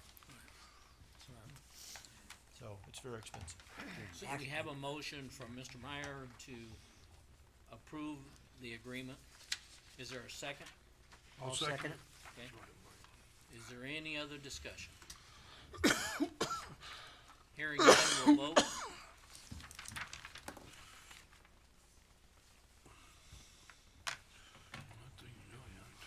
You have 5 yeses. Motion's carried. Thanks for your help. Thank you, Thank you, Mark. All right, the next item is to discuss and consider approval of application of Scotts Bluff Country Club for a Keno sales outlet. Ryan? I should have one too. Yeah, I think we all. This would be the one that actually needs a signature on. Okay, if we approve it, yeah. Ryan Keller with Lucky Keno, and yeah, we are here for the board to take in consideration for the approval of Scotts Bluff County Country Club to be a Keno sales outlet location.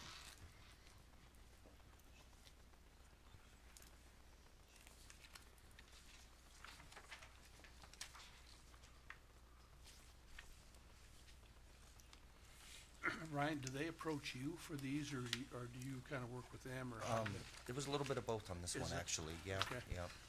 They found out who I was there eating lunch with a business partner one day and kinda just brought it up. I didn't think that they would ever want Keno, cause he had said he had tried many times in the past and they didn't want it. They kinda had a change of heart, I guess.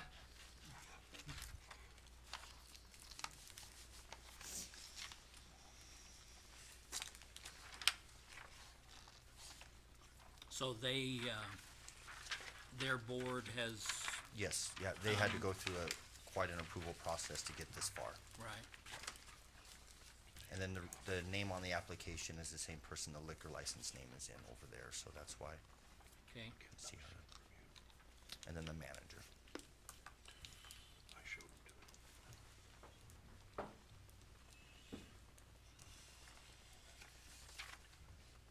Could be a pretty good location in the summertime. It might open the doors to some other locations too, Yeah. I'm thinking. Oh, this is the, And they're actually gonna use a Keno kiosk, so they don't want their employees to get bogged down with Keno, so there'll actually be first we've ever used this, it kinda looks like an ATM or something, but it has a screen, you punch in your own numbers, you feed it.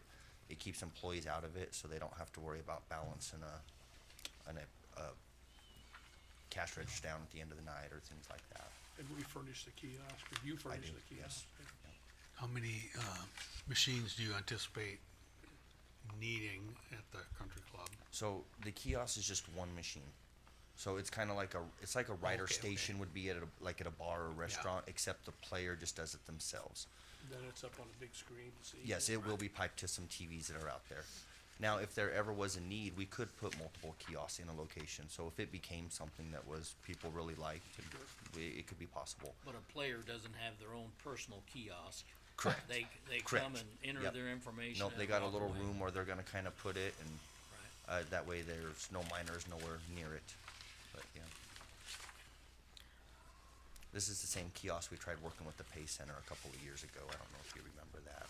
The Pay Center got shot down, but we still have the kiosk, so it's kind of a good use for it. Now, they will still have a rider station, you know, you could play Keno regularly as well if you wanted to, but they wanna start with the kiosk first. So if there's a rider station, is that their employee or yours? That will be theirs, Their employee? yes. And the kiosk doesn't cash out tickets, so their rider station, they'll still have an employee there that will have to scan the ticket and cash out a winning ticket. The pay centers, Even with the kiosk? even with the kiosk, the pay center took that out of the equation, but I don't know if you remember that whole story, that didn't work out so well, so. Yeah.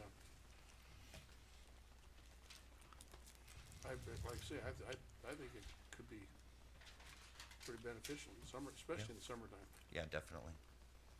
Those guys sit around with nothing to do. A lot of them, like even if, you know, I have some other golf courses, not in Scotts Bluff County, but they like to get a ticket and they go on the course, they check their ticket when they get done, so I think there could be a lot of play there.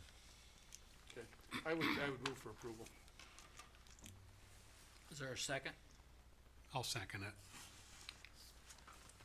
I always like to mention a couple You're not thoughts a while I'm fan here. of and gambling. As you know, I'm not a major proponent of gambling in general, but I've also recognized after some public votes and some other things that I've made the decision not to stand in the way, so to speak. And it's not my favorite subject, but that's kind of where I stand on it. We enjoy the revenue, Mark. Yeah, I know. And I think that's the other, one of the reasons why it's popular amongst people. And there was a discussion earlier this evening, you know, we always hate the thought that many times it's some of the poorest people that are using some of these, but this particular location might not be in This this would be a case. different clientele, definitely, yes. So, but anyway, I always like to throw my 2 cents in. So, any other discussion? Have a motion for approval and a second. Hearing no other discussion, we'll vote.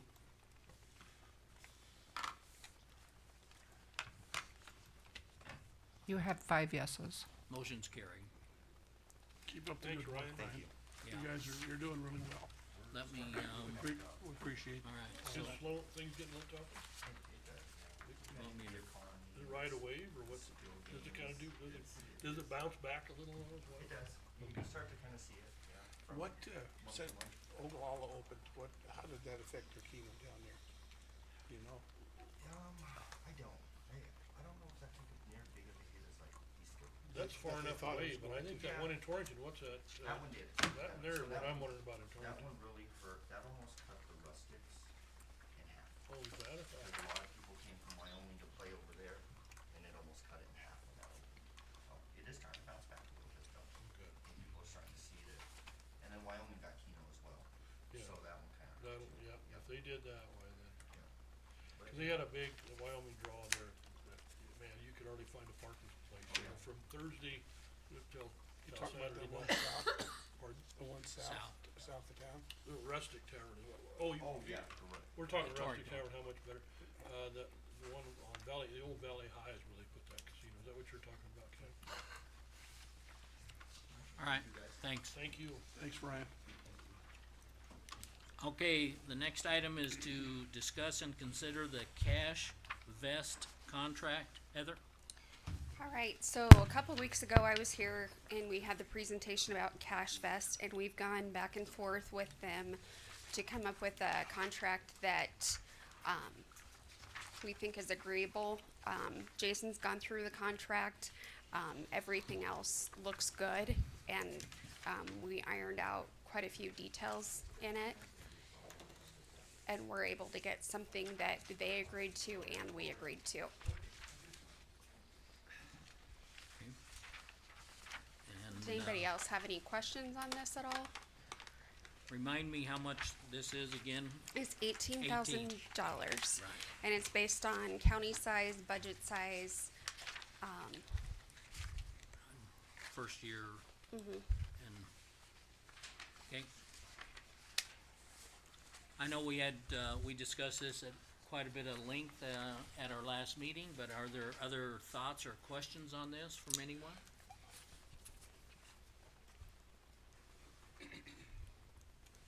And the only other question that I had, on this, would you want me to put down to pay quarterly or annually? Well, I would think you two know that better than we do. I mean, either one or, I mean, either's fine, okay. I mean, I'm just more of a get it done. get it done person, just so that it doesn't have to, but I didn't know if you guys had any sort of preference. There's no price incentive to do it in one, but. I don't How about think if we so. leave that up to you two? How's that? Yeah. Okay, that's Just fine. do I it just when you wanted to, depending on I what your just cash saw flow that is that was looking on the like. front of the page when I was filling it in this morning and thought that I would clarify if you had a preference. Sure, doesn't matter to me. What's that? All You're right, gonna make 18,000 before you can make $1. Yeah, I think there's potential here, I think, to better utilize that money that we have. We're investing anyway. It just makes sense that we would yeah. do it. be smart with our investments. So, did we get a motion yet? No motion. Do we have a motion to approve? Oh, hang on, Jason. And just for specificity, I think with the motion, if it's to approve it, is that the contract, that's on here is made up of, two different documents. There's an order form that basically sets out the cost, and then there's the terms and conditions that really have the meat of the agreement, but the contract that Heather will be presenting for approval will be made up of those two documents. So we need to include those two things in our motion, is Yes. what you're saying. So if I were to make a motion to move to approve the contract with CashVest for an $18,000 annual agreement, would that be sufficient? Including, Which The include, order the form. contract Oh. would include the order form and the And terms and the- conditions. and the terms To and include the conditions. order form and the terms of condition. Terms and Terms conditions. and conditions. 1 year. Which is Terms on and that conditions. second page, It's just 1 year. top of the second page. Yeah. Okay. So that motion should do it then. He's included those two things Yes. that you just said. Thank you. All right. Is there a second to that, you said? I'll second. Ken? Seconded. Any other discussion? Hearing none, we'll vote.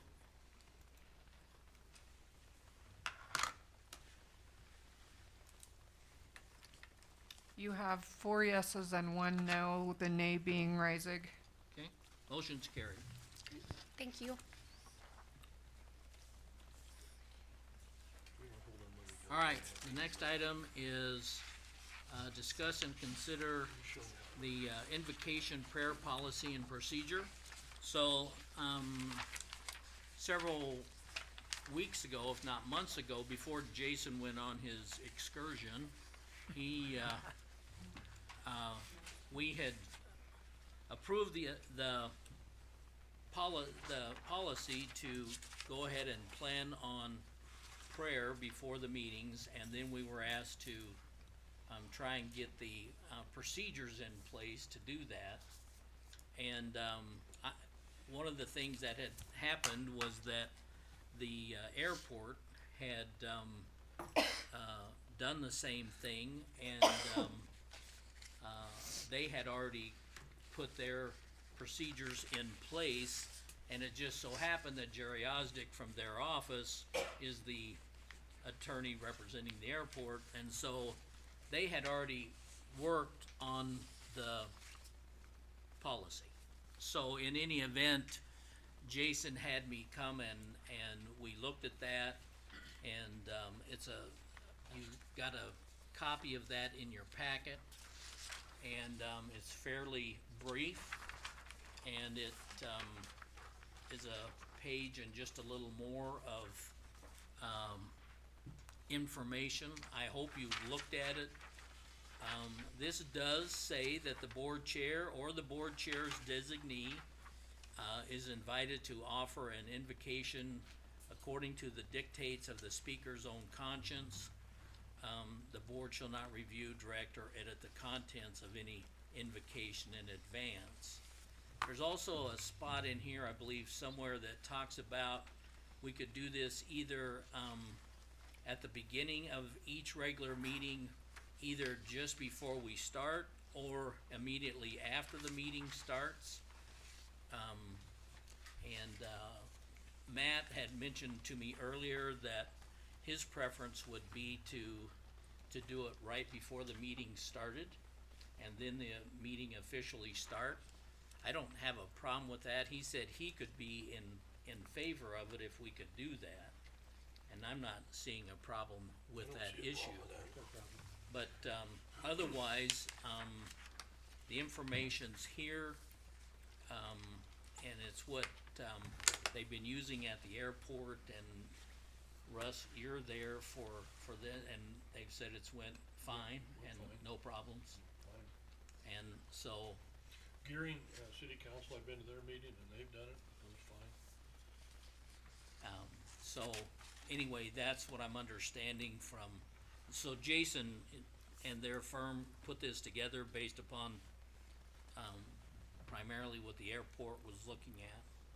And I don't have any problem with it. It's always, an issue where we can relook at it if we have a concern. But I don't have a problem with it the way that it is.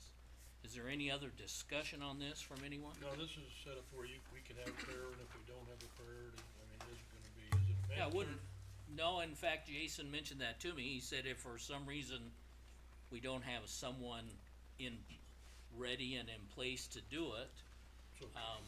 then it could be a moment of silence. Okay, And, that kinda parallels some of what, you guys had said earlier.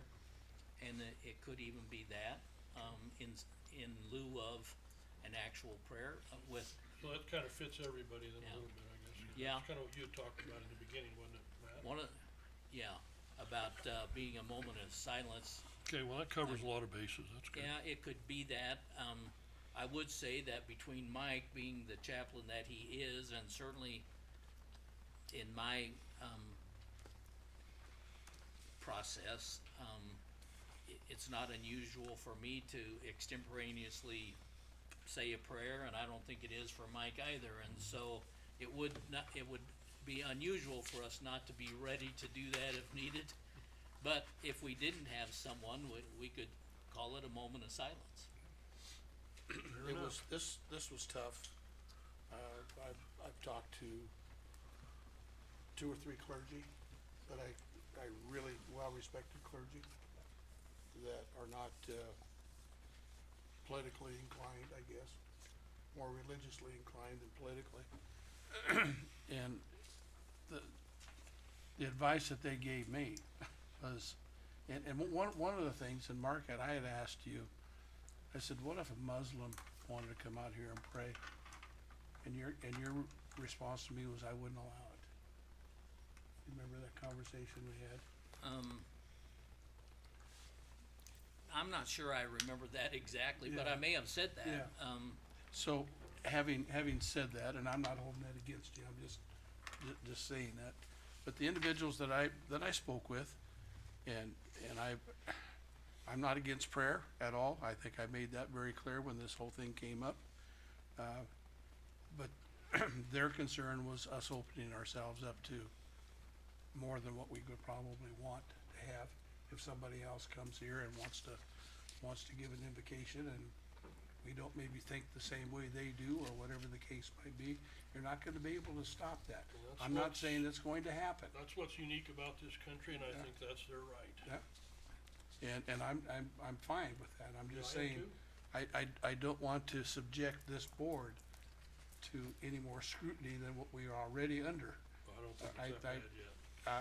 I do. I disagree with you on that one. We are under a lot of scrutiny right now, Russ. Well, of course, we're always gonna be, but. But, the advice that they gave me was, and I think I had it on my phone, the statement that Matt had given, and by the way, that was written by Jason. by Jason. That was written by our attorney, or he was paid to do that.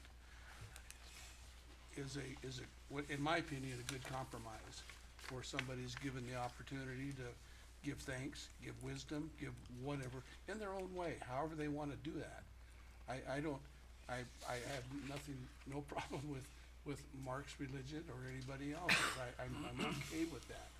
So I don't want that to come across like I, the way it's worded, Mark has a right to either give Right. the benediction or whatever, No, or else he can allow somebody else to do it. and I understand that, I understand that. But we also have visitors that come here. You know, I know Randy's background, and, you know, I don't know that you would be offended by it, but I don't know if anybody else would. I don't know that. And why would we open ourselves up for that sort of scrutiny? And I don't know that it's necessary. I think it's important. I do it a lot. I do it all the time lately.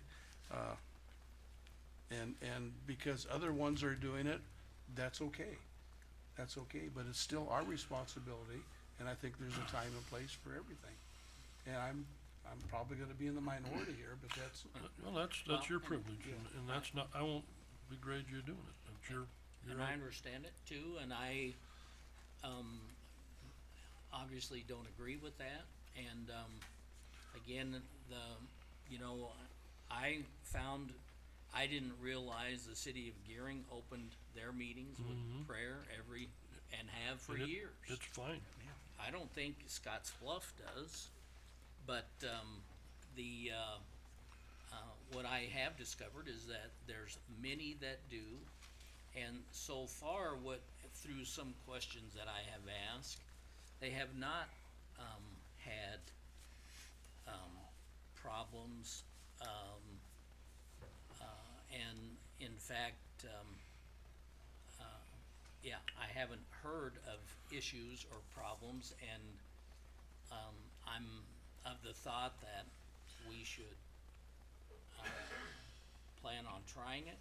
We kinda took more than a straw poll, but said we would plan on doing it, and then we were just putting the policies together. And that's kinda what we've done here, and so, but I truly believe that, like, I wish I tried to find it on my phone, Matt. I know you sent it to me, I didn't. And That's okay. But it's, I can't I find it think we're either, but- accomplishing the same thing without possibly offending.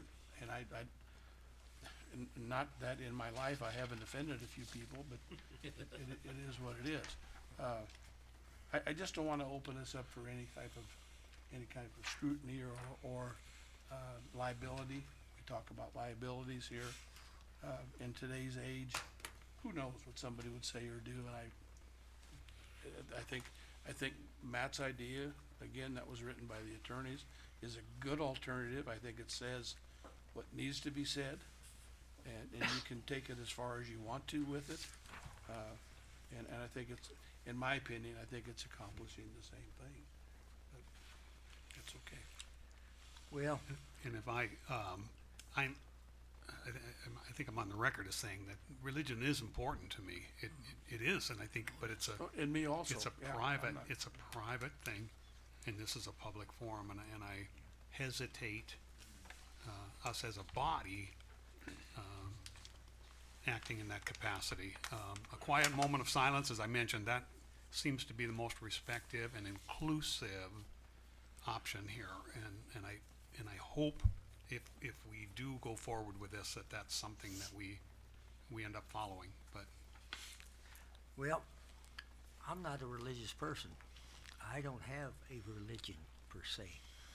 I have my Creator, my Savior, and it's a personal relationship. And I happen to notice lately on Facebook, there's a lot of people out there talking to my same Savior in the fires. There's a lot of prayers going out right now. A lot of organizations, government organizations, requesting prayer for these families in fire. But I get a little. Basically, I have three priorities in my life: God, family, and country, and I will not deviate from that. I have a very personal relationship, and when I have to make decisions, I pray. And I know I was out at the airport board meeting in place of Russ here a while back, and Neil Smith prayed over their group, and it was well received. And I think we as a governing body really need to call on a higher being for advice and wisdom, because it's a tough job, being a leader within the county, within the country, within the city. We don't have all the answers. And I feel that it doesn't hurt one bit to ask God to maybe give us a little wisdom, a little help. That's not offensive to anybody that I know of.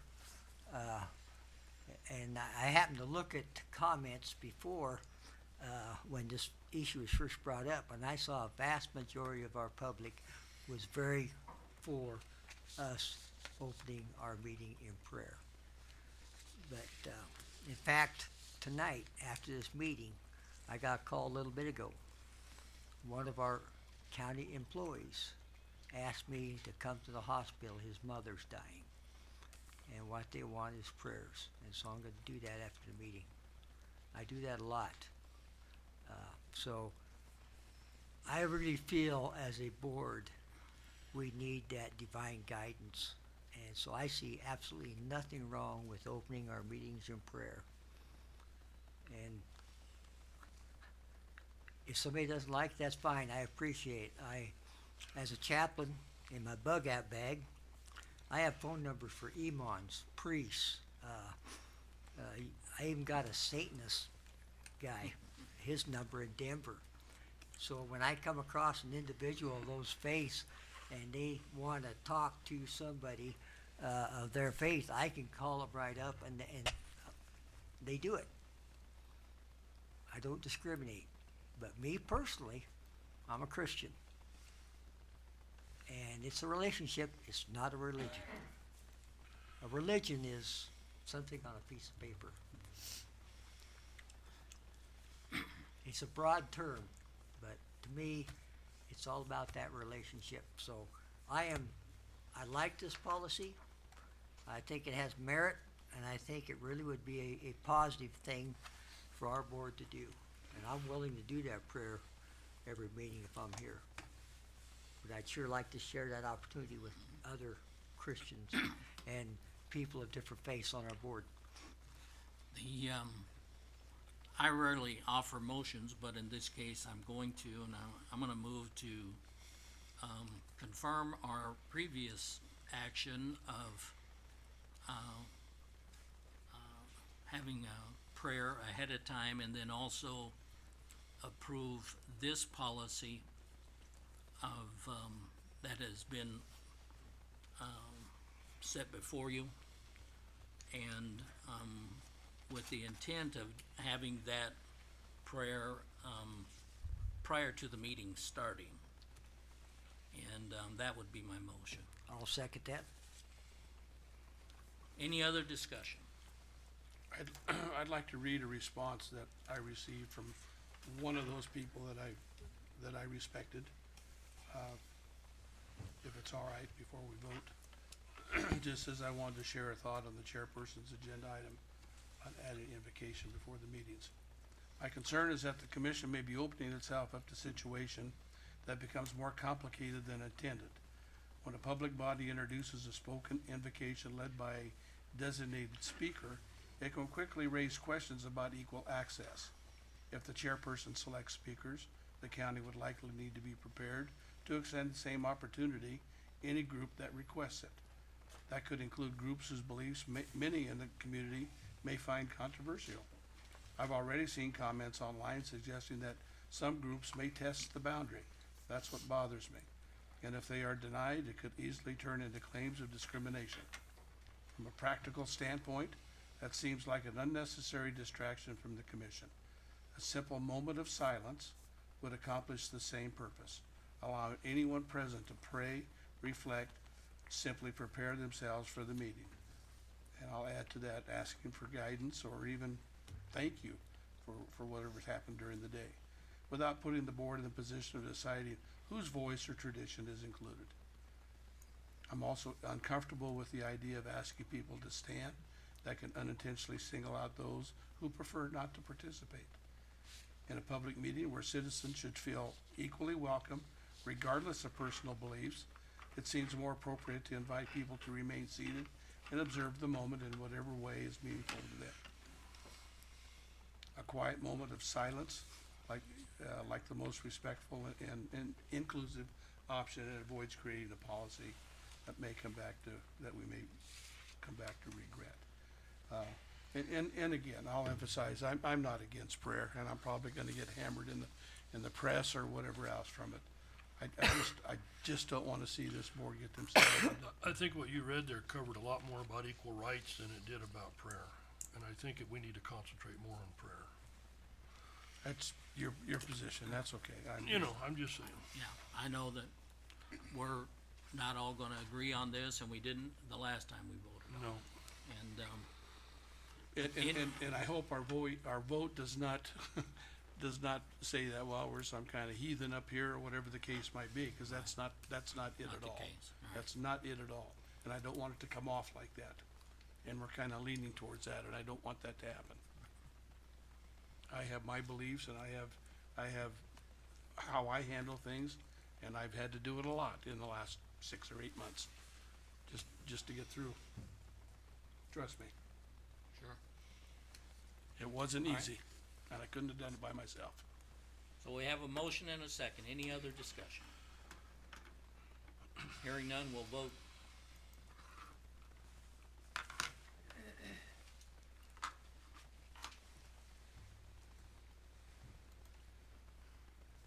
You have 3 yeses, 2 noes and nays, Meyer and Parsley. Okay, so the motion carries, and, I would only say that, I'll try and figure out exactly how to do that before the meeting and confirm that kinda with Kelly and possibly with Jason, and, We gotta be sure to include it in our agenda. yeah. You don't have any lightning rods out in your office, do you? When we go to the parking lot, just in case, that Matt and I So- can borrow. We'll, my intent would be that we'll try and start that at our next meeting. And I'll get in touch with you, Kelly and or Jason, to try and confirm exactly how we can do it appropriately. Okay. Okay. All right, next item is old business, time clock plus and payroll processes. Robert, do you have anything new on that you wanna share? Nothing new? Do we need this on there? I mean, like I think that they've got the payroll under control. We're I making- talked to Charlotte tonight, and everything seems to be working really well. Making progress I and, think it can go away. well, I mean, we're not gonna quit moving Working on forward with it, but I mean, we were at a, I did take a look at, I talked about setting up a meeting for early March. ooh, For the group to look at the time clock system provided by MIPS. I talked with them in advance, and they're not quite ready. They're still working on it. I did get a look at it, and they've made substantial improvements on their system, but it's not ready for us. okay. Are we still talking about 2 paychecks a month? Is that still in the works, or, I think that's up to the board. I mean, we I can mean, accommodate. is that capable of doing We all can, of that? we can accommodate two pay periods a month, yeah. Okay. Has there Or been any more discussion about that? Actually, I think it would be best, we talked about every 2 weeks, so it'd be 26 I was- pay Or periods. whatever, yeah, whatever. Charlotte it is. even Yeah. made mention she would prefer it. 26 Has there pay been It would any be periods. other the easiest. discussion on it that you know of? or- I haven't had a discussion on it. I'm personally in favor of it, but The I don't last- get to, The last time it was discussed either here or at a personnel board meeting, the employees, at first, we thought everybody wanted it. And then at that next meeting we had, they said, no, they didn't want it. And so that was a complete reversal of what we thought was wanted. Did Tim do a survey or something? I don't remember how that yeah, information Tim came to did us. a, I think so. I think a Survey Monkey, and about, Yeah, I think if I he did. remember right, it was kinda half and half. Yeah.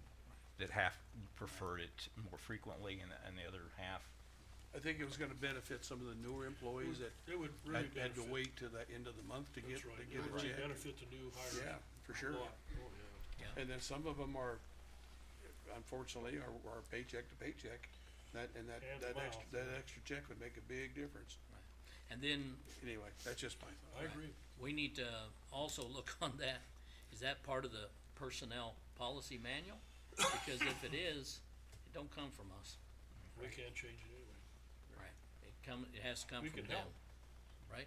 Well, the personnel board would make the change in the policy to come Right. back to us for Right, approval. right. Yeah. But it'd have to come from them first. So, anyway, but So we as far as certainly I'm can, concerned, we can take this off of the agenda. yeah, the time clock plus and payroll processes, is everybody okay with taking it off? Yep. Yes. All right, let's just take it off. So that's you, actually. Okay, so let's take it off. Okay. And then that's also, the USDA Wildlife Services Program. We talked about leaving it on there until we have our meeting, I think that's next week in Bridgeport. Next Wednesday. 25th. So, and then we might be able to take it off as well, hopefully. Or, I mean, like, Take you'll let me action. know if anything happens at your district Yeah. meetings? Yeah, cause I plan to certainly bring it up there. I mean, if it could be in the end an agenda item instead of old business, it was just a placeholder to keep you guys talking about it, I think. Right. Well, we may be able to make it a regular agenda item by the time we get back from Right. Bridgeport. Right. Okay. Are you, can you register us for that, Kelly, or do we need to do it ourselves, or how is that? I bet the deadline's closed. Do it that way too. Yeah, Yeah, you can walk in as long as you don't eat. that's right. We gotta register it. He can eat too. There's always plenty of food. Okay, Who, yeah. who there's wants always- to go, and I'll get you registered, or I'll try. You're gonna go, Matt? I'm already registered. I think I'm registered. Okay. Do you wanna get registered? I don't think I am. Yes. Okay, so I think that, tells us where we're at on that item, USDA Wildlife Services. And we should have more information by our next meeting here. The next item is public comments. Board of Commissioners will receive public comments on items discussed at this meeting or suggestions for items of discussion at a future board meeting. The board will not take action or comment on comments presented this date. So this is time for any public comments. I'd ask if there's anyone here this evening that would like to bring something up. Russ needs registered, and you're already registered? Are you going to the district meeting? Are I you, plan to go, and I are you don't know if I'm registered? registered. I don't remember now. Ken, are you going? Are you going? I think I'm registered. You think you were registered? Okay, so two? I'll Russ look on and- my own. Oh, are you going, you said? No. I'm already Oh, registered. well, you can, yeah, if I'm not registered, you can register. Well, I don't me. have a way to check if you are. Oh, Then just register him again. yeah, Then there'll be plenty of food that way. yeah, I can eat twice. And Russ can go. Okay, so, it's open to public comment. Anyone here tonight that would like to say anything? Let the record show there were none. We'll go on then to the next item, which is board and staff reports with discussion. So I think we'll start with, staff as we normally do, and we'll start this direction. John, Sheriff. or Sheriff? Yeah, Nothing to report. okay, thank you. John, nothing? All right, we'll come, oh, let's see, Robert? Okay. Yeah, I have a few things. As I think the board is aware, we are in the middle of doing a commercial re-review with Lake Mac assessment. There was a information sent out to the paper and to the radio station, I believe today, notifying the public in general that there will be appraisers out starting March 23rd, probably through the full course of the summer, going out and reviewing commercial properties, doing measurements, probably talking to the owners if they're available. So just be aware that if that's not already out today, that will be coming out. So just a short little blurb, just letting people know that we're gonna be out there, that they will have badges, that they will have marked cars, things of that nature. And are they conducting appraisals, or what's the? They're doing the commercial, the appraisals on commercial properties. So it's very common for counties to use a third-party appraiser, because there are pretty strict requirements to be able to appraise commercial properties. and it's a very unique skill set. So, And what's that requirement, every 6 years? once every 6 years, correct? Yeah, And we're behind on that. we're behind, yeah. You said that's Lake Mac? Lake Mac Assessment, they're based out of Ogallala. The, Okay, the owner's okay, name I is had it right. Brian Hill. He and 2 of his employees will be conducting the reviews. We do have a written agreement with them that the board has already approved and that we've budgeted for.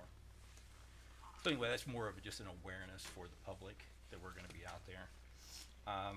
Would also note that, we did finish our, or completed our abstract for the county.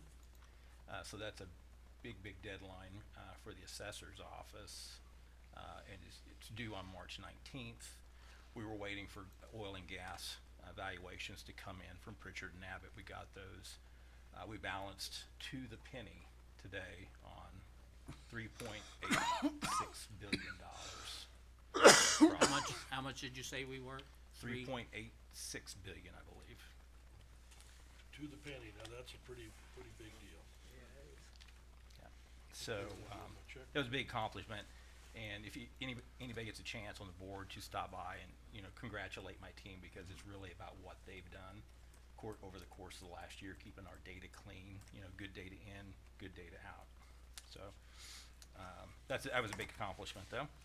So that'll allow us to turn focus and start working on budgeting items.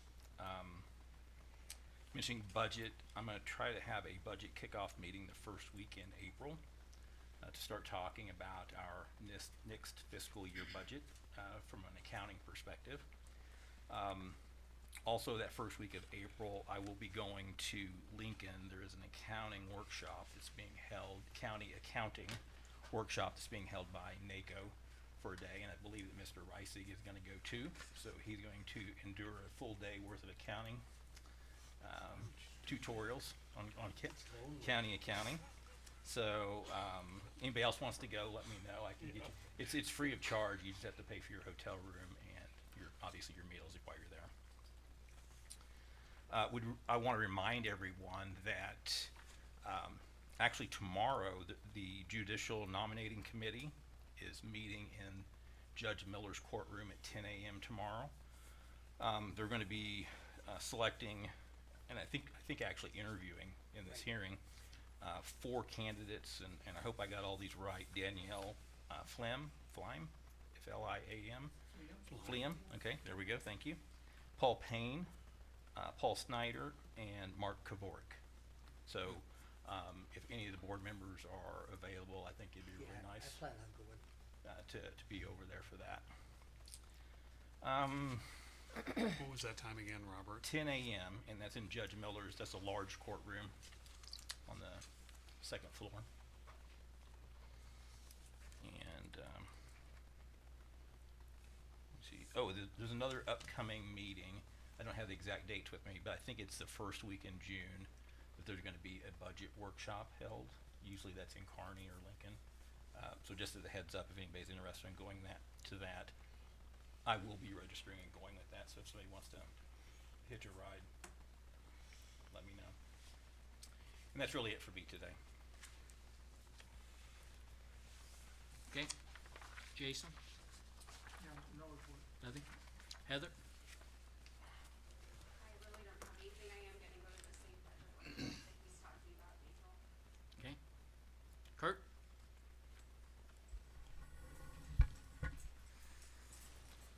Things quick. It is Public Transit Week across Nebraska. I was in DC when the governor signed the proclamation in Lincoln to recognize this week as Public Transit Week, and Wednesday is National Public Transit Driver Appreciation Day. So we've just do a few activities like today, example, any veterans or active duty military with proof of service rode for free. We do a buy one, get one day, or your buddy rides free day, just some different things. And then Friday, we're just doing a free day, just to show appreciation for all of our riders and our patrons. Not a significant hit to any revenue, honestly, for a day, especially with our limited trips now. That's all getting cut back a little bit. I'm providing lunch for our staff on Wednesday. if you'd like to come out, we'll probably have plenty of food. We are kind of down to a skeleton crew now. I'm down to 16 drivers, and we need a minimum of 12 every day. And I've got 2 of those 16 are on medical leave, so I have 2 backups is all right now to cover vacation and sick. It's helping with the budget a little bit on that, but the one person on medical leave is full-time, so I'm having to pay that while he's out as well. And then with my trip to DC for the Community Transportation Association of America's legislative fly-in, very well coordinated by them. All of our meetings were set up. We had a little kickoff meeting, kind of a what to expect meeting on Tuesday. Then one other rural transit representative from Nebraska, from eastern Nebraska, Tammy Larson Bradley. She is the transit coordinator with Florence Home out of eastern Nebraska. They run 2 assisted living nursing facilities. So it's good to have someone from a larger transit agency and some of them are smaller. As we talked, we met with legislative assistants from Adrian Smith's office, Don Bacon's office, Senator Fisher, Senator Ricketts, provided them with a list of the national organization's legislative priorities, some things they're trying to get pushed through with next surface transportation reauthorization, and then what some of our goals and our issues are from 2 different sizes of agencies. So it's a good perspective for them to get here from both sides of agencies. One's a private nonprofit 501c3, and one's obviously a county-run transit agency. They seem genuinely interested, a lot of questions, a lot of back and forth. So we've got, hopefully that will push forward into spurring maybe a little bit of additional funding or potentially restructuring how the money is distributed within that surface transportation reauthorization. There's been talks about pulling transit out of the Federal Highway Trust Fund, which we'd hate to see, because then it just becomes a year-over-year funding versus a 5-year, hey, we have all this money invested in vehicles and facilities, and now we don't know if we're gonna have any money next year to keep it going. So that's one of the priorities we really talked about with them, as well as potentially giving us a little bit, each state a little more money each year for buses and facilities. Every state gets about $4 million a year. And when a cutaway bus costs $135,000, that doesn't go very far, let alone a facility, of any size is millions of dollars. We did talk about my grant application a little bit. We put in, I added a few letters of support to that grant that we could do after the fact. Put in about 12 letters of support from Senator Fisher's office, going from Commissioner Blue, Commissioner Meyer, Regional West, WNCC, Capwin, cities of Scotts Bluff County, Terrytown, District 12 Probation. We had a lot of letters of support that we put in with those, with that application. Senator Fisher's aide, legislative assistant, said very little of that has come to Nebraska. So they really want to push hard on our application because it's a huge grant opportunity. Again, it's for roads, bridges, and facilities for transit as well, transit projects, but he said Nebraska's gotten almost none or none, and so he was going to make sure Senator Fisher was aware of that, and her office was one of the ones that provided a letter of support for us, and we should know by the end of June for that. So other than that, it was a very good trip, and our state association is going to try and set aside funds every year to send at least two representatives, and we're also going to try and see if NDOT will provide some additional funding to help with those costs as well. I really think someone from NDOT should go as well, and we have a quarterly meeting tomorrow, a Zoom meeting tomorrow, and that will be probably something that is discussed during that meeting, in addition to where we're going for funding this next fiscal year, because we still don't have an actual number. So, any questions I can answer? Appreciate your work. Okay. Let's see, no one else over here other than Kelly.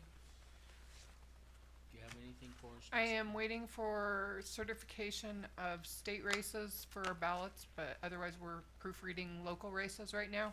And making sure I've got my splits and the wording for, we got a sales tax in tax and use and sales tax with Gearing, and then we have a Baird Cemetery issue that we just word for word it, one word at a time to make sure that's on the ballot properly.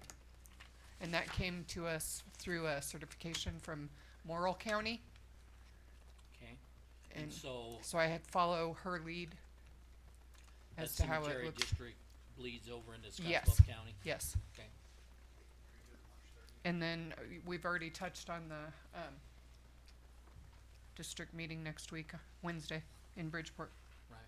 And when is our next, regular commissioner meeting? April 6th, I believe. April 6th. April 6th. Okay, That's all I got. okay. Matt?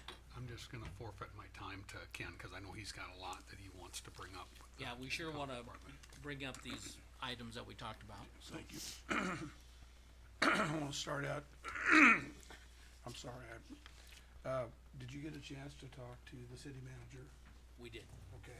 And I say we because, we were gonna talk to the city manager about the EOC and, This is Scotts Bluff. I was like, who are we City. talking about? actually, we talked to both. So we went on the Wednesday after our last meeting, we were headed to the regional governance meeting, and both myself and, Russ met with them after the regional governance meeting. And when we talked about the EOC, the discussion that I remember, and I guess, Russ, you could chime in, but the discussion, one of my questions was, why do we no longer have the EOC? And by him, In- do you mean Kevin Spencer? Kevin Spencer Okay, and okay. Pat Heath, sorry. They were both city there. managers were there, okay, and, sorry about that. And I asked that question specifically of Kevin Spencer because it was in Scotts Bluff, but they were both there, and they both, Kevin Spencer said it was an issue of security. And you had mentioned something about security, but his story was a little different. He said, my concern about security was that, that building, we also use that building to store all of our evidence from past, trials and things like that, and or pending trials. And that there was concern, I guess, that came from some of his staff that, was concerned that when, it got used as an EOC, that they didn't have as much, supervision and security as what they needed to have in some people's opinion. And that's what he primarily told us was the reason that they asked for it not to be there anymore. Then I said, well, we, and especially Ken, was concerned that we have something that is usable and doable for the, EOC, and, what they started to say was that, you know, it's not critical to be at one specific location every single time, that sometimes we need to get, if there's devastation in one area, we really should have the EOC possibly away from that a little bit so that it doesn't get affected. Or some people would say that we need to be right in the middle of things too, and so, but the point was that, what they said was, we have places at the city of Scotts Bluff that we could do it, not in that location that we were at before. Pat Heath said that we have location in, Gearing that we could do it. They talked about You guys have a location up here that we could do it if need be. One of the requirements would certainly be that wherever that we thought about doing it would need to have emergency power or generators. And all of those locations would have that. But anyway, that was their discussion, but I think the ultimate that they thought, and that is if we can find a place and afford a place to be a permanent EOC, that they wouldn't be opposed to that either. But, Was there Hasn't anything been mentioned that discussed. we could continue to use it until we got a different location? No, they didn't talk that They way. didn't say that, No, okay, they were pretty concerned about anybody being in that They've building. already moved the most Okay. equipment I, out there. I gave Mr. Crowder a call, I think the morning after, or the next day, anyway. Gave me a lot of information, actually. The Region 22 has set aside 40,000 for, set aside 40,000 to do some remodel work in the first floor of the jail. And we talked quite a bit. I know at one time, we were talking about the room off of the communication center. The problem down there is we don't have cell service. yeah, It's not a good location. And when we got finished talking, it was this area, because it's set up, we got cell service, we have the generator, we have all of the other things that, and I wanted to talk with you to see how your conversation went with Kevin before we did anything else. And that group was concerned about it. And again, my frustration and my concern about it was that it didn't come to us. I mean, it's just, oh, by the way, there was nothing said, and I've had a little bit of experience in emergency situations, and I know how important it is. You brought up something about the location of it, Mark. Normally, back in the old days, you wanna be away from where the tragedy has happened, whether it be a tornado or a fire or whatever it is, so that you're not affected by what's going on, and as long as you have but I felt really good after talking about Rob, that he's concerned about it. He was assuming that we were getting updates on it. I said, the last we had a meeting over here with Kevin and the fire chief and Lisa and I, and he had brought up the same security concerns at that particular time. And then we had a meeting downstairs also. I believe Sheriff Oldman was there for that one, and we were going to see whether we could use the one that was originally built for an EOC. And I don't remember whether the county put any money in that or Yeah, not. we just built all new that's all new. Yeah, but I know when that was built, it was built specifically for an EOC. The walls were reinforced, there were all sorts of different things that were done. And, so I was hoping we could work something out on a temporary basis until we had a different location identified, which at that time we hadn't. And, again, he was assuming that information was coming to us, and I said, nope, that's why I'm calling you. So that was disappointing that we were, and that's kind of an important thing. We're coming into tornado season. Yep. If you look at what's going on back east right now, that could be right here. This building would really be good for, tornadoes and for everything else. We're talking The about old right jail, here, or the old jail. The old jail. Or, the other thing I think about, Ken, is how about out at Road and Bridge, back where Kurt's at back in there, I don't know, there's good drainage out there.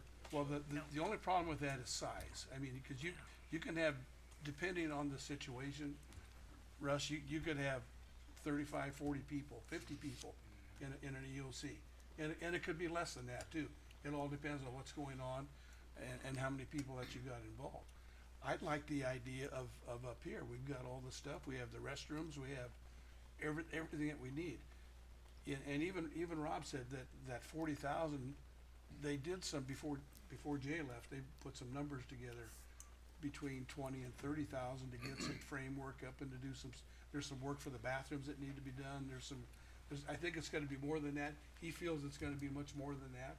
Or if you have a location like right here, it's ready to go. So you're thinking about this old boardroom? Well, like this room here, or it could spill into here if Well, we're that not old using it. boardroom we had, how about that old boardroom right That's back? gonna be pretty small. Too small, yeah. It's too small. This one, This one you could spread out, you have the communications, you've got everything that you need. That's, but we'll let them make And that it doesn't decision. take up a lot of room when it's not being functional. Yeah, and if it's, if you don't need it, it's what it is right here. It's just a cabinet basically, Ken? when you're not using it. How big, remember when we were getting ready for Snowmageddon and we met there? How big was that room compared to this? Cause, I mean, I just remember You're talking tables. about the one in the city of Scotts Bluff? It's a City of Scotts Bluff Public Safety Building. I mean, used to have 'cause that, there were I just- can't tell you there right was just now. tables Comparable or to maybe this, but slightly I think maybe it's a not little this wide. longer this way, width-wise probably about the same. But this would accommodate it, in my opinion. Yeah. But we'll let that group do what they wanna do with it. My only concern about is the old jail, is we moved out of that jail because of all the issues and things. Yeah, that but that's go still on. one of the strongest buildings in town. It probably is. It's gonna take a lot to get it torn down if we ever decide to do that. That'd be way a lot. But that was one of my biggest concerns is this, the lack of sharing of that information to this board. And here we sit, and nobody really knows exactly what's gonna happen. Tornado hits out here, where are we going? Where's it going to be? And that's not the time to be deciding, well, maybe we should go here, or maybe this might But we work, or still no. have the mobile command unit that can, we can move it out. That's, and you said it exactly, it's a mobile command, it's not an EOC. No, it's not. It's not even close to an EOC, I it's mean, the size of your motorhome. Yeah, that's all it is. How many motor- people can you get in your motorhome? Yeah, not a big party. There you go. My point exactly. My point exactly. So that was a concern. I'm sorry. I need to mention one thing to you. We also brought up the radio consoles that are over there. That's what I was talking about. Right, and that's what, That's you were what I was talking about, referring and to. they did say, they said, well, as far as we're concerned, those are still usable, and you could still use those if we ever had a communications issue, but and I suppose that's true for communications, but that deals with communication virtually only, Yeah. and it doesn't let the rest of the, And we did use emergency it not that people in long there. ago, when it flooded or something happened here, They and we had did. to move everybody out over there. right, and we had So a it's- one That time. would be nice to have that all together, wouldn't it, Ken? Oh, Well, yeah, absolutely. that'd be Absolutely. the, Whether we move it up here or over Right. there or wherever it is, so that if something happens downstairs, you've got it. You Secondary. got the spot to go. yeah, if the tornado was here, then Please it's don't talk gonna off the wipe mic. out both. I'm talking about if that radio system goes down for whatever reason. That's, yeah, just the comm Yeah. center stuff. Based on the NIMS training you take, those are backups, so if something happens to this facility, so those shouldn't be co-located here. Yeah. I may be speaking out of turn, but I'm pretty sure you're gonna want those somewhere else. And in my grant application, I did mention potentially using our facility as an And EOC. if nothing else, if the city would approve that, is to keep them there and use that as the second location for strictly communication. But I think that's where they're buying. Could be. And They certainly said we bought 'em. could. I'm pretty sure that might be Those part were of our, brand new when we just that did might be part of our contribution, but I wish I could remember, cause I was back in the city at the time. Right. That I think the county put some money into that, but I can't remember for Ken, sure. what year? I mean, cause we Oh, can look gosh. in commissioner It would records. have to be, oh wow. I hate to guess. Let me think about it. I'll give you a number. So, and well- we're talking about the building of the public safety The new building? public safety building. Cause yeah. my husband worked on it, so he might know too. He might know Okay. too, yeah. I So, think when you had mentioned it, somewhere in the neighborhood of 2002 to 2006, does that seem? Yes? I think that was we talked on the phone about 2000. that. Randy Meininger is shaking his head no. And so, No what, was Randy? that built while you were there? Okay. So a little later. Well, it was, we purchased the building over on Circle. That's where my office moved to, cause I was across the street when they tore everything down and built the new one. And I was over there, 15 years I was out of the fire department and the community development stuff. So that's gonna be,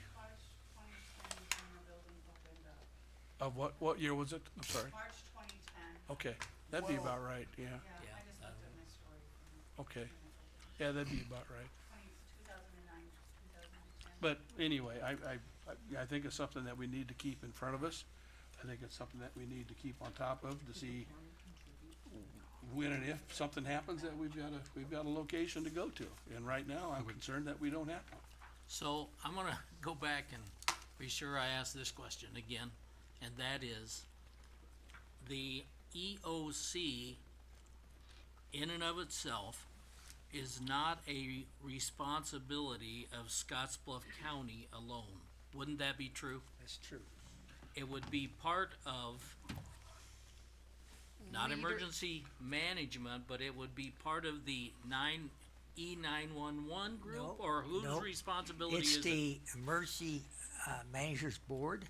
Emergency management. They're the ones that, govern the emergency manager, and they're the ones, and they're represented from, an individual from each community in our county. They come together and they make decisions. Right. Okay, and they do planning. Rob is a resource person. That's all Rob is a resource person. That's all the emergency manager does. He is a resource person. The incident commanders that actually run the incidents, or depending on what type it is, it's either gonna be a sheriff or a fire chief, or maybe an individual that has a certain expertise. It's never the emergency manager. And as far as EOCs are, it's nice to have a permanent location, which is great. And right now, the Emergency Management Board, Advisory Board is looking at the old jail. But the only thing that keeps us from doing that is funding. And Rob applied recently for a $50,000 grant, and I also signed a letter on that also. But, they are working with that. But an EOC is just like a tactical operations center. It can be set up anywhere. If something happens tonight, there will be an EOC. It might be at Gearing Fire, it might be here, it might be in a mobile command post. An EOC is mobile. Now, it's nice if you have, like, say, the big fire's going on, you set up your emergency management team in a building within, say 5 miles of the fire, for instance. That's great, cause I went to the fires in Crawford. We set up at the Crawford Fire Station. It was big cause it's built with a lot of federal money, but we had a permanent location there.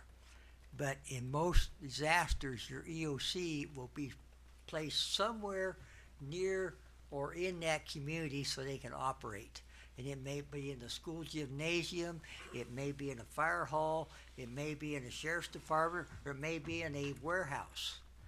But EOC is not always a permanent location.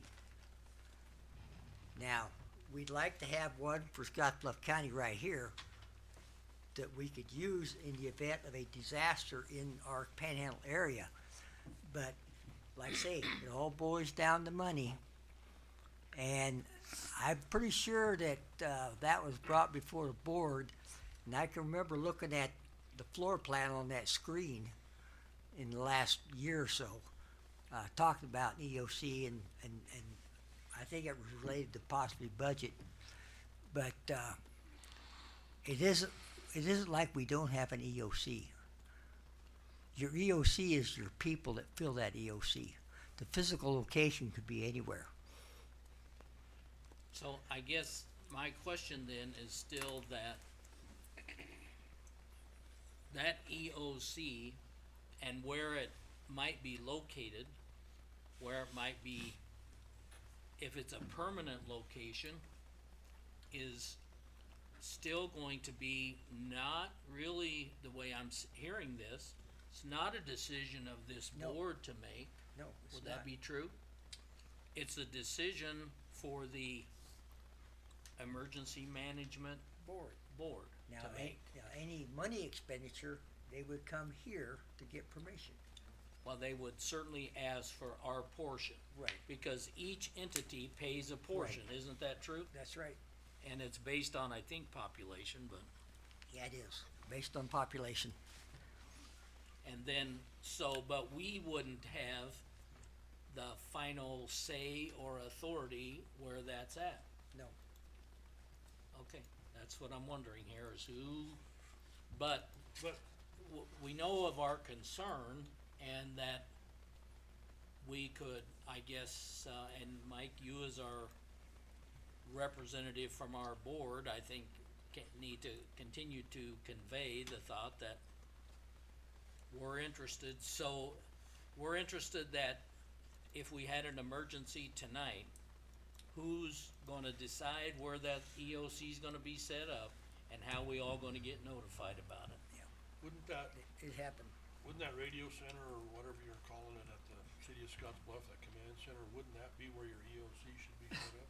No, not particularly. Not Depends particularly. on the location of the disaster. As long as our comm center's still operable, then we wouldn't worry about that. Right.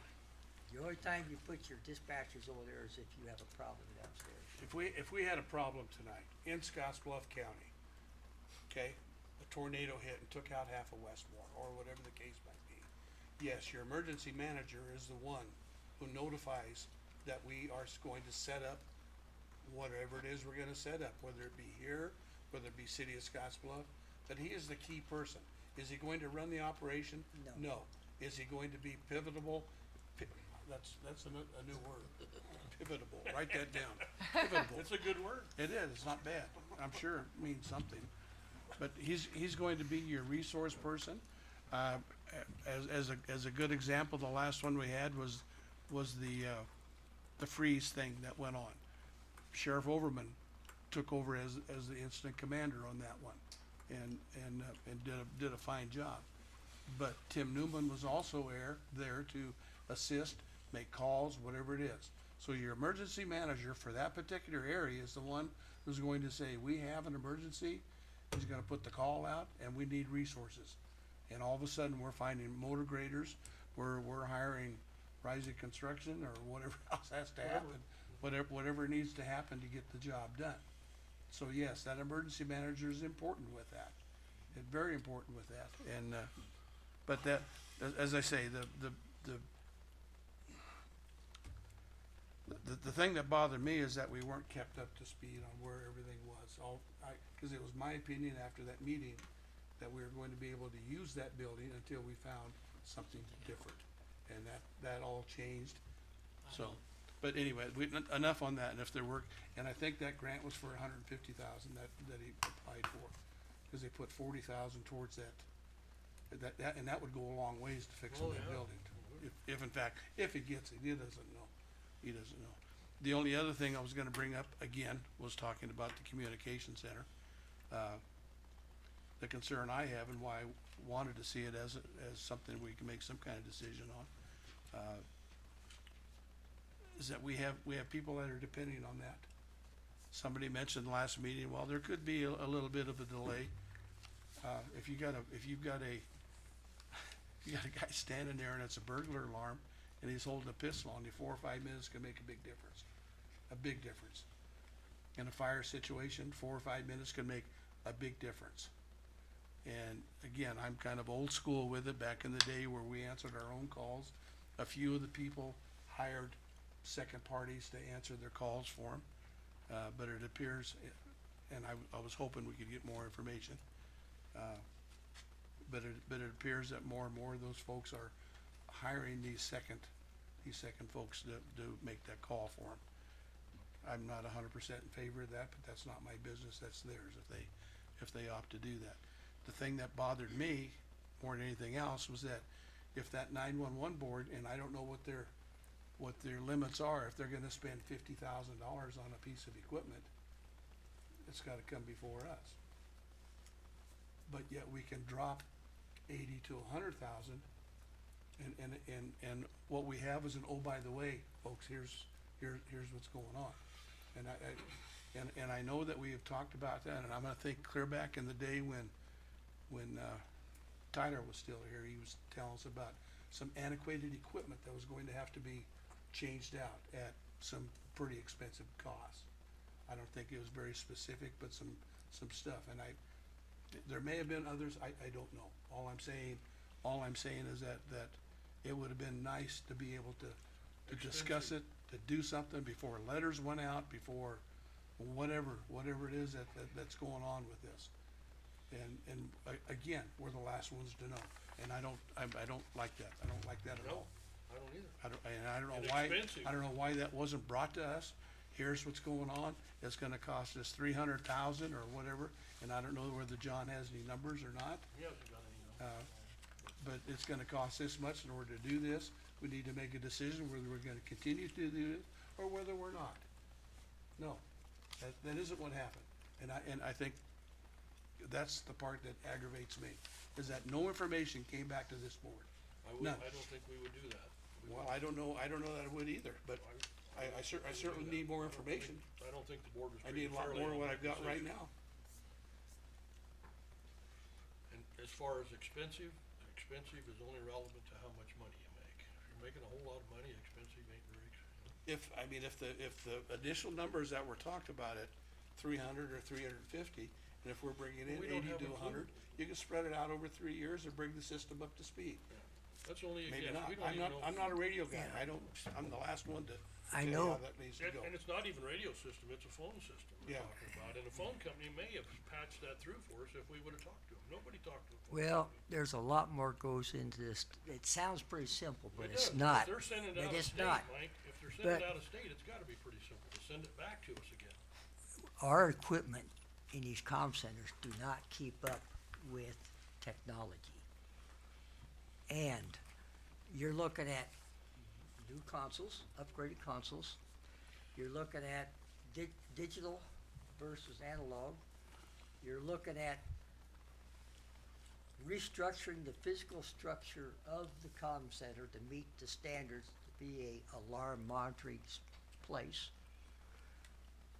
And the only number that has been thrown out there by Motorola, and that was for upgrade of the consoles, was $999,000. Now that doesn't cover the IT portion or the physical construction that needs to happen to make the comm center a certified alarm monitoring facility. But isn't it a fact that those calls are gonna leave our area and they're gonna come right back to the comm center and you're gonna do the same job that you would have done, it wouldn't have it is not gonna change that job. Problem we have now is our technology, we do not receive a lot of alarms. And if you don't receive them, you can't do anything with them. Plus, when an alarm comes in, it takes second place if they have something else going on. Regardless, we know all that, but yeah. we still, the fact remains, we were making $117,000 a year to answer that phone. And now you're gonna get the same call from out of state and you're gonna do it for nothing. It's gonna be a zero net to the Yeah. county. Well, I tell you right now, this, city of Scotts Bluff, they have, fees they charge. They even have an ordinance. But from what I've heard and talked to, they're not collecting all those. In fact, they don't plan on it. Well, ours has been collected, the And sheriff's we don't, department bills and are- we don't have a policy per se. We just basically copy the city of Scotts Bluff what they charge. Would it have been a lot better if we knew all this information, discussed it, and made a decision on it, either yes or no, or whatever the case might be, as a board. as a board? But the way that we found out about it was during the board reports or the staff report at the end of the meeting. Yeah. And there wasn't a whole bunch of information, which is why I wanted to try to get In it fact, on here. yeah. But in the meantime, now I'm finding out that letters have already gone out telling folks that it's going to be discontinued. It's already discontinued. There's a very few people still on the system. And the letter that I saw said June, it was gonna, as of June, it was gonna be discontinued. In fact, they're gonna, they But it would've gave the been nice people a to have that deadline information. of June 1, but Celinda said they will continue to monitor those the best they can after that if people have not changed over yet.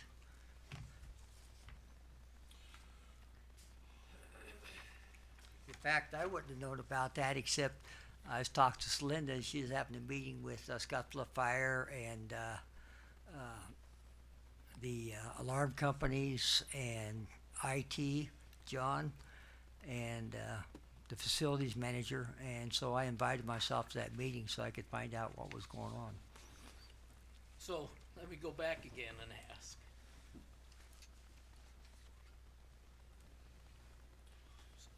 We have three distinct, different organizations that are a part of this, the way I see it. Again, we have the emergency management, we have the E, 911. 911 board, Nine-one-one. 911 board, that's a different advisory board. And then we have us I don't think as our facility. emergency management had anything to do with that? No. No, not They're this part. separate. I'm They're just saying that in that overall scheme of things, we have 3 entities.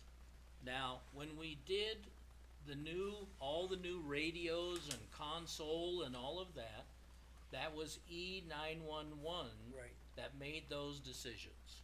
Right. And again, we all paid our fair share, so to speak, based upon, I think, population. But they're governed by their own board, right? And so those decisions were made by that board, and we didn't have authority really to override that. It was their decision to make, although they did have to get buy-in for the money part of it. And then we were a big part of the, if I remember correctly, the provider, Motorola, wanted to be sure that we kinda guaranteed it all. We did. And then those smaller entities paid us. That was- And they're that- still paying That us was And on that's the how one we got- purchase, on that one on that upgrade. one purchase. On the one upgrade. that's how we But got as that. far as far as how that board operates, I think with the set, and again, don't quote me, but in their bylaws, there's a certain amount that they're able to spend without having board approval. If it goes over that, it has to come back to the board. So in reverse, if we're going to discontinue $100,000 a year or whatever that number is, that should be this board's decision also, and not just that board. Cause In we have gotta, cooperation with them. we've gotta go see the taxpayer, and I don't just like being shoved out there to do that. I would like to have some say-so on the other end of that It'd thing as been well. nice for, again, would have been nice for some notification that this was coming down, guys. I think, We need to be made aware of that ahead of time so that we can get a plan in place. If in fact it's going to be cost prohibitive to do, so be it, so be it. but show us. Would you, Just Mike, you said on the E911 board. Right. Was that discussed in the E911 board at all? Or was it kinda was- left up to it the was county talked up- people? It was talked about quite a little bit, and then, there's further discussion between Tom Shingle and, his, fire inspector, who does the inspections for fire boards and stuff. Chris Perales. Yeah, and then, the sheriff was involved in the meeting, Let me and, see, is that your letter, Mike? and then, but it's been discussed around the players, so to speak. Well, not necessarily, cause it wasn't discussed up here. Well, the That's- emergency that's the management board bad part. doesn't discuss anything with you either. What's that? The emergency management board doesn't discuss anything with you either. It Are we does when gonna it pick comes and to us choose? losing, it should be if we're gonna lose $100,000 a year. It sure, You gotta look at the whole picture, you don't have all the information yet. And they, letters have already gone out, it's over. I know it. That's the city of Scotts Bluff's prerogative to do that. I see. What about Lake Minnetonka School? That's the school board's prerogative. They I don't received, like it, but they received the letter, not from Scotts Bluff. Who'd they receive a letter from? City Gearing. City No. Gearing sent out the ones for Scotts It Bluff said County. that and letter, Superior. came from, Fire marshal. I think, somebody from your office, Mark, that signed that letter. I might be wrong, but I thought it was. Signed what letter is that, Mr. Meyer? The letter that went to Minnetonka Public Schools. Nobody from my office signed any letter That would've come about an from, alarm system. that would've come from the city of Gearing. They actually sent out the letters from the city of Gearing for the city of Gearing and the county. If I can find it, I'll show you, but I probably can't find it. now, what you originally said Lake Minnetonka School, No, I meant Minnetonka, City of School. Minnetonka. Oh, Yeah, okay. yeah, Minnetonka School. Okay. Wasn't the sheriff's office. So you 'Cause think I didn't- Scotts I didn't Bluff did say- their own and Gearing did No, all I the talked to rest? Troy doesn't know anything about this either. Like I say, I wouldn't have known except I invited myself to the meeting, so I could find out. You know, that's a good point. And that, I was thinking that from a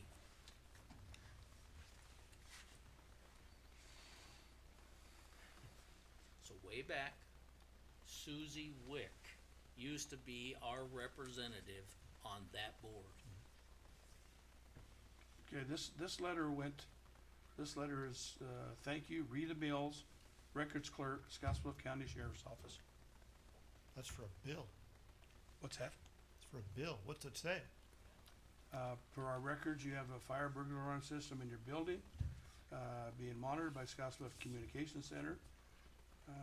You will need to reach out to your service provider to the options available for your system to be monitored. You will have until June 30th. That's the same letter you got. This one's not the, that is That's the the same copy of my thing. letter. Same It's form. signed by someone else. Yep, form letter. So you think fire this may have marshal. been a bill rather than Well, a Rita notification? Mills maybe? does the billing. She's in my office and she Okay. does the billing. Nobody in the comm center does the billing. Okay. We've done the billing. Nobody was really doing it until Troy Brown was overseeing the comm center and we assigned Rita to do it. Where are you Well, it reading her says- name? It says here, we are sending you this letter to inform that we will be decommissioning the alarm monitoring system MicroKey by the end of June 2026. Maybe she got told by somebody to send that. Yeah, But I'm just- She I'm didn't just- take it upon herself. She Yeah. probably got told that. Is she a member of that committee? Is she on that Oh, committee? no. She's a clerk in my office. Well, yeah, that's what I figured. but I No, didn't know. she doesn't have So any. that's what was the No confusing. management responsibilities whatsoever. Yeah. And we didn't know about this. Her name is not on this letter, and you're welcome to get a copy of it, but, this is the one that came in Scotts Bluff. And Chris Perales hand delivered it. But her name's not on this one.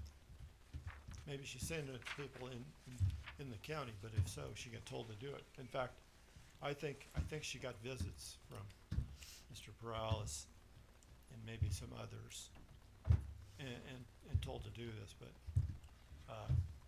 I'll just tell you, you guys got a bunch of concerns and I have the same concerns.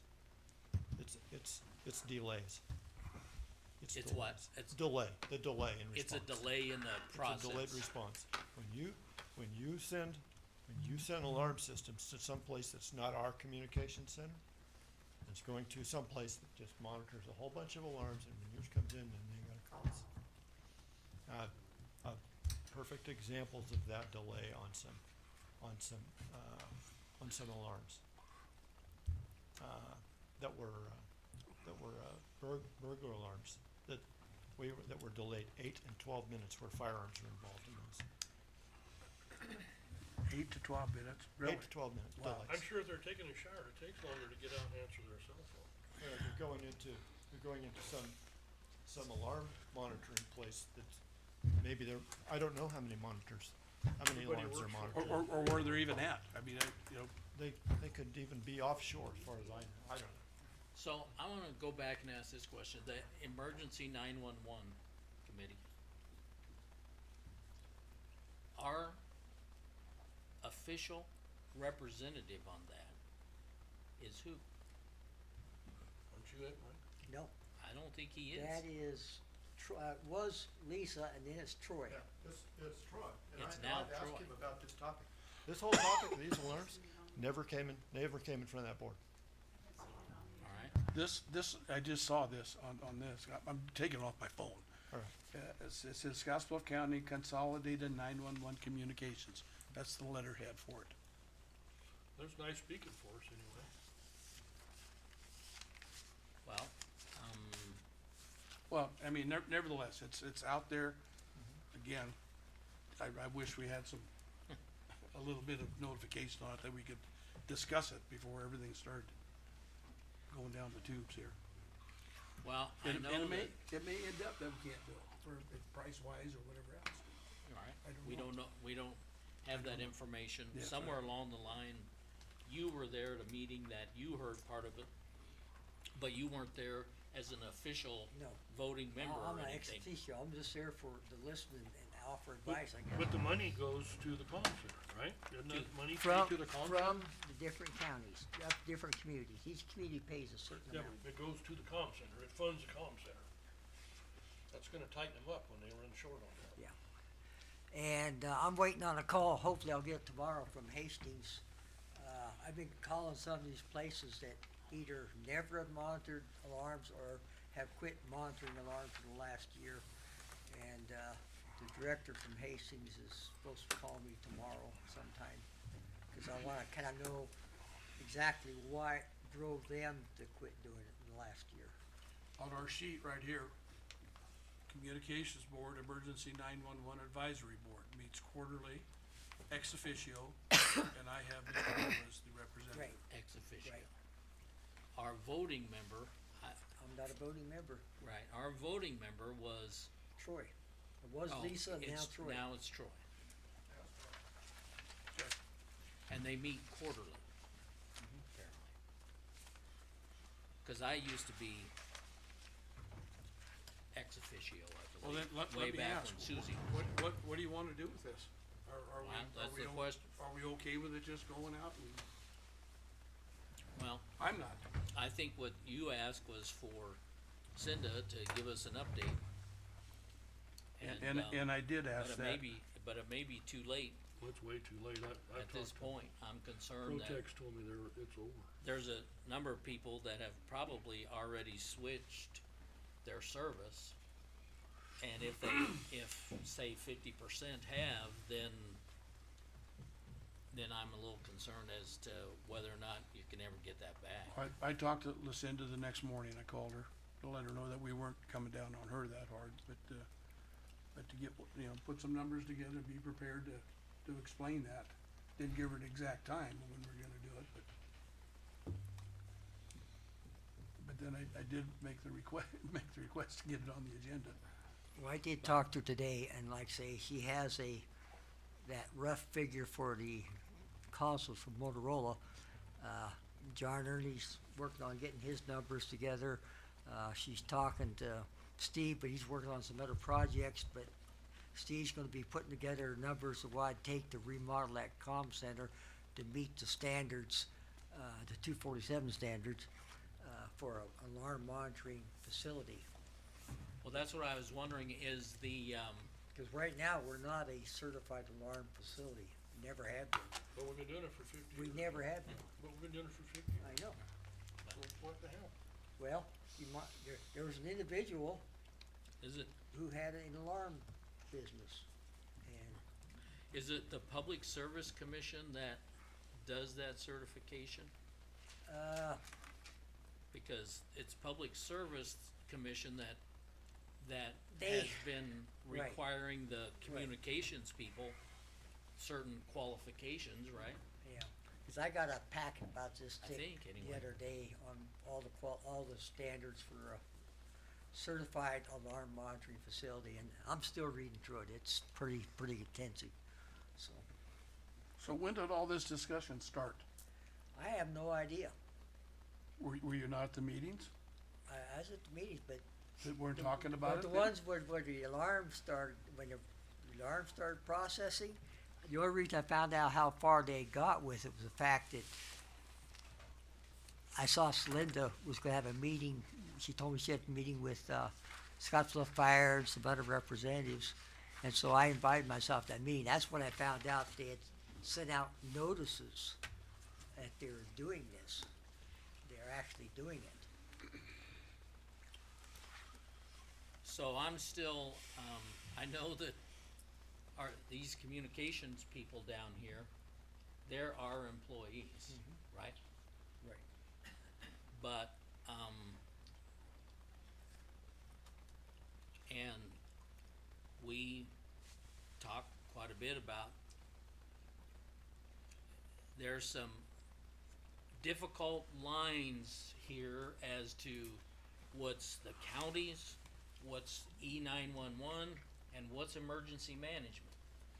And that whole area gets a little bit intertwined and confusing Now, how sometimes. did they change the funding for the comm center when we fund the comm center with this additional money? The comm center has always been funded by us and every community in the county. True, and it's also getting that 117,000 from this alarm system. And there's people actually pay a fee every year that don't even have their alarms through our system. Is that right? But like I said, the only thing I can see, Mike, is that it's not gonna change the workload, cause we're still gonna have to take a call from one of these companies. We're still gonna have to forward it to the sheriff, the fire department, or whatever, only now, we don't get paid the 117,000. We've gotta go out here and bill the taxpayer for it. And I'm really not in favor of jacking these people's taxes anymore when we had that money captured, and how did it get away from us? Would have been a good question to ask somebody that presented it to us. So that Just money, a thought. Robert, that comes in from those alarms now, that we're talking about 117,000. Right, That money came into the communications budget. that's right, so communication fund is 5905. That goes directly to revenue to help fund communication center. It's part of their revenues. Part of their revenue, the vast majority of it comes from the general fund, about Right. 1.5 So they're gonna be million short dollars. 115,000, 117. Yeah, so Well, the not budget- necessarily, the but whoever budget- made that decision should be able to put that right in there. It don't sound like money's a problem to them, whoever they are. But the budget that we have for this fiscal year, so from July 1st, 25 through June 30th, our budget was $100,000 in revenue. We've brought in about 103,000 already. And I think most of the people have already paid. There's some that are unpaid. Right. But that's what I've got from the numbers as to what's been received and what was budgeted.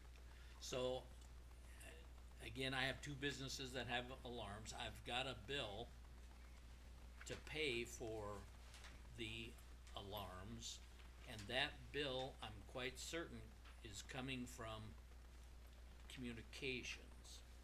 And even though, so my big question was when I got this letter, I wondered if I'm changing over to a different service, then should I still be paying that other bill to the county?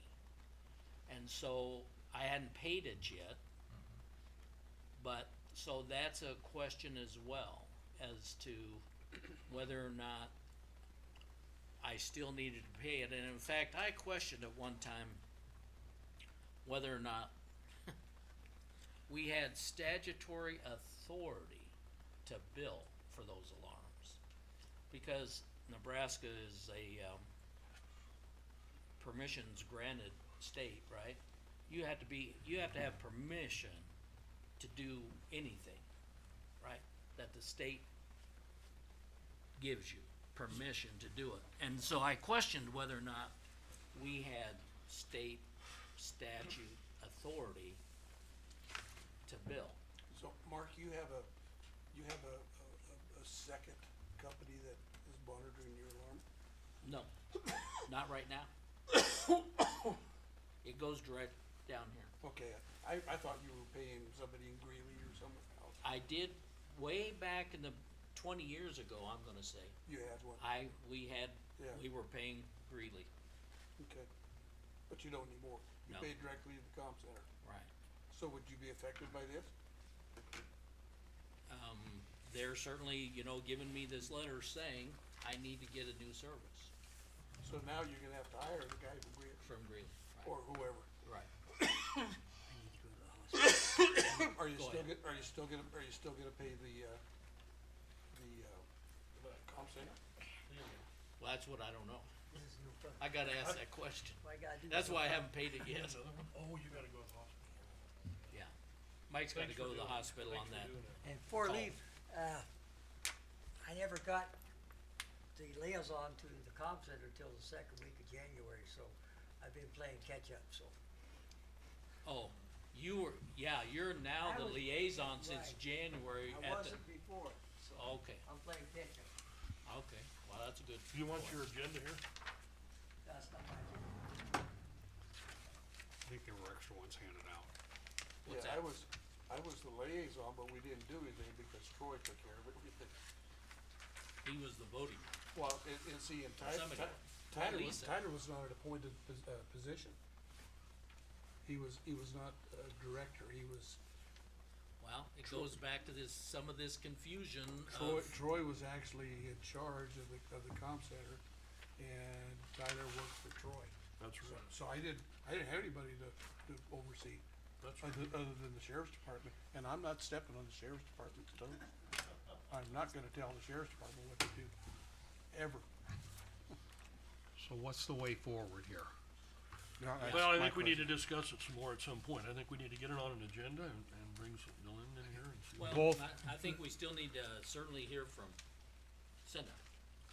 From who? Cindy or Celinda. Celinda. Cindy is her short name, Celinda is her. I call her Cindy, cause I could never remember the other one. I think at the very least, we need to hear an update of that and, so, Okay, okay. but wouldn't we all, are we saying that Lisa was our voting member as long as she was here? And only recently that she's not, or when do you think Troy took that over, Sheriff?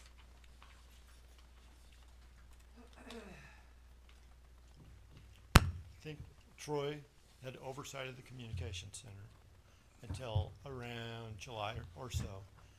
And I don't think he was a voting member there because Lisa was still here. I think when Lisa left, Troy was no longer had oversight of the comm center. He became a voting member. That's what I think happened. That's on the 911 center, And- deal, right? That's that 911 board that Right, meets down right, here. right. That was created years ago by Mayor Meininger. He created that board. He can tell you all about how that board got created. That was his idea, and I won't go into that, but it was a masterful idea to get everybody involved to help to pay for some of the infrastructure needs of the comm center, which were significant at the time.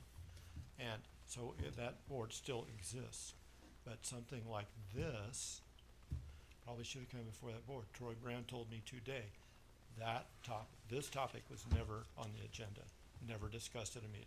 Really? That's interesting. So that's what I can tell you. I've been to a few of those meetings, but I've never been a voting member. But Troy goes to the meetings. I knew they were having problems trying to get a quorum. Yeah, For a yeah. long They've time. always had problems trying to. Yeah. So we need to at least get an update. And the question, Jason mentioned it earlier, is whether or not we can wait till simply our next meeting. Yeah, and I'm fine with that. Okay, Yeah, there's, so, we don't have to- I think it's gonna be hard to that's- reverse where we're at now. well, I do too, no matter what. I mean, maybe at some point we can still offer a service, and maybe some people will come back to it, if that's what we wanna do. I'm not sure that we do, we don't know until we see the numbers. But again, I'm not sure that no matter what we want, it may not be our decision anyway. Right? Is what I'm hearing. I think when you affect tax dollars, we have some say. I think we have a say with Don't that. we have some Sorry. say there if we're gonna have to raise the Yeah. tax bill? That, When we're talking about income, we're talking about the communication budget, which is what this is going to affect. It is. And I as far think, as I I'm think that concerned- needs to come right here. the communication part of it, I understand, and that income's been coming there. But then when we talk about it being as the E911 group, then I'm a little confused with that. Well, So and we they- need to they- find that out. And they've been given authority to do a lot of stuff, that whole committee. Right. But I think there is a limit. I don't know what it is, and maybe there's not, but it seemed to me that there was a limit. If you're going to spend X number of dollars, that needed to come here to be approved before you could spend it. I thought that's how it was, similar to the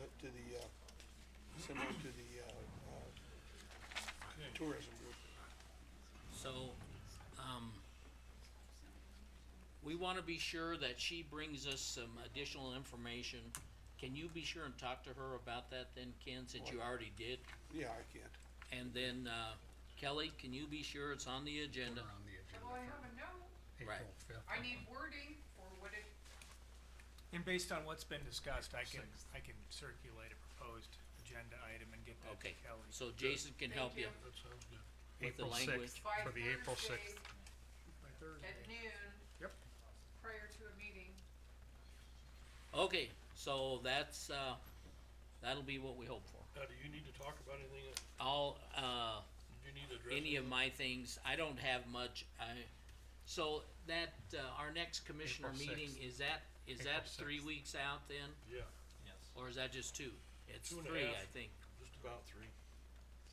because we be have 3. 5, Be another Friday. Monday. right.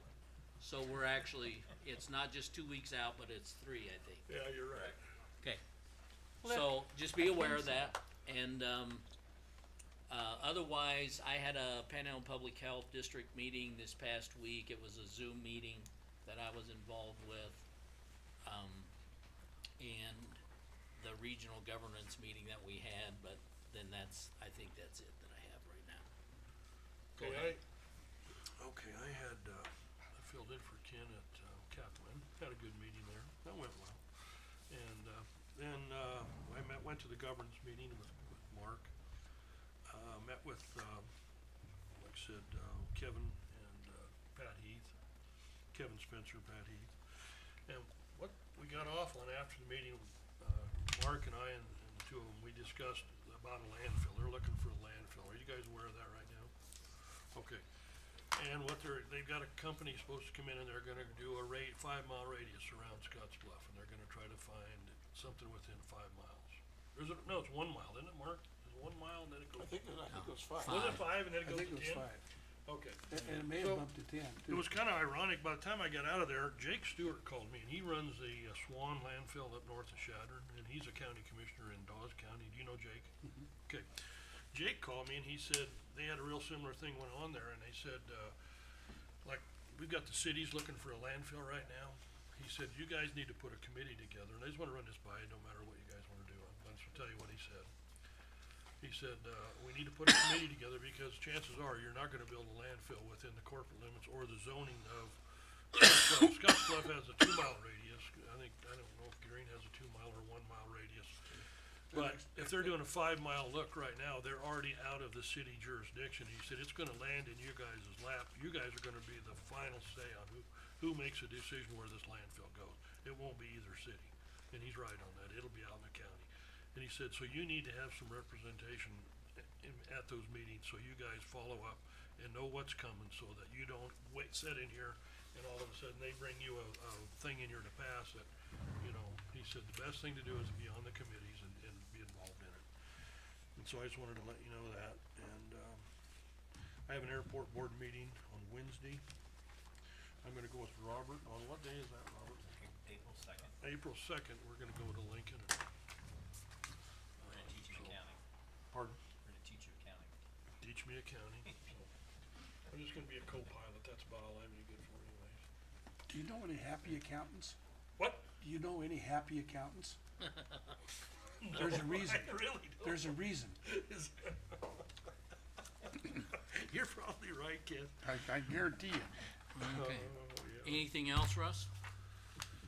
Airport board, yes, there is. One more thing, Steve Baird and I talked, actually last night, Saturday night, I talked to Steve about, the fires back in Morrill County and Keith County and all the way down through there. And I asked him to get a hold of some of the, other superintendents down there to see if there was any need for anything that we needed. Cause you know, we didn't have any snow removal this year, and so I think we have some funds left from some snow removal, and if we could help some of those other counties, I figured you guys would probably be on board with helping, letting us try to help out if they needed anything, any type of assistance. And so Steve said he talked to 2 or 3 of them, and, he said they're so confused right now, the way everything's running, they said. But when as quickly as it's moving, that's the other part, is that it might be here and 3 hours later, it's 15 miles away. Yeah, well, they said they just didn't know. They said they were sure they were gonna need some assistance of some sort. But at this point, they didn't really know what it was, and so I just wanted to know if it's okay with you guys, if we got in a situation we could help them out. I think it's good to be flexible, cause the same could happen to us. Oh, yeah, I think We're we in need such a I think we need to help our neighbors all we can. drought right My now. grandson goes to Hastings College. I got a text from him, he said the fire's 45 minutes away from him, from Hastings College. Wow, that's unbelievable. I know. And I talked to Jeff Metz too, I think I talked to him on Thursday, and that started on one of his ranches just to the west, or east of, Gorham. Yeah, and you seen the pole and everything where it fell over, and Jeff said that, he said, you can drive out there, and he said, you can see right. Exactly He where said it went it's- out, yeah. He said it's just as plain as can be where it started, so. Anyhow, and I asked Jeff if they needed anything, and he said not at this time. He said everything started pretty much at the west end of Morrow County. He said what we have is a little damage, but he said it wasn't as bad as what everybody else is dealing with, so. And we're getting hardly anything national news-wise. Ain't that something? And my thought with that is if it's national news, then everybody knows about it. Then the help starts coming in. They start, yeah. Dollars keep coming in or whatever needs to And happen. there's nothing getting out there. And there's some of these folks that have lost Livestock. a lot of Lost livestock everything. and Everything. buildings and everything else. That's a big deal. No, it's a bad deal. That Anyway. livestock thing's a big deal. But I did hear it on national news. Did you? I did, I had on the too. radio today, I heard it,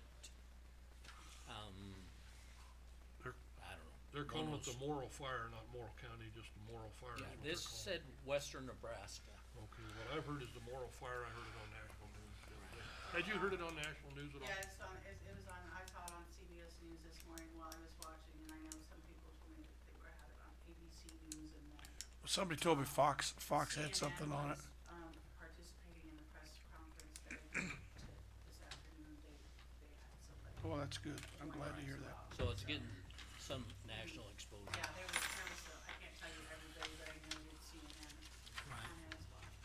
Good. Well, All right, anything else? Hearing none, meeting's adjourned. Okay, thank you. When 911 was set up, we were right in the middle of all that. We were all, that's back when Mayo was the mayor in Gearing. And who was I can't remember the city manager. Walling.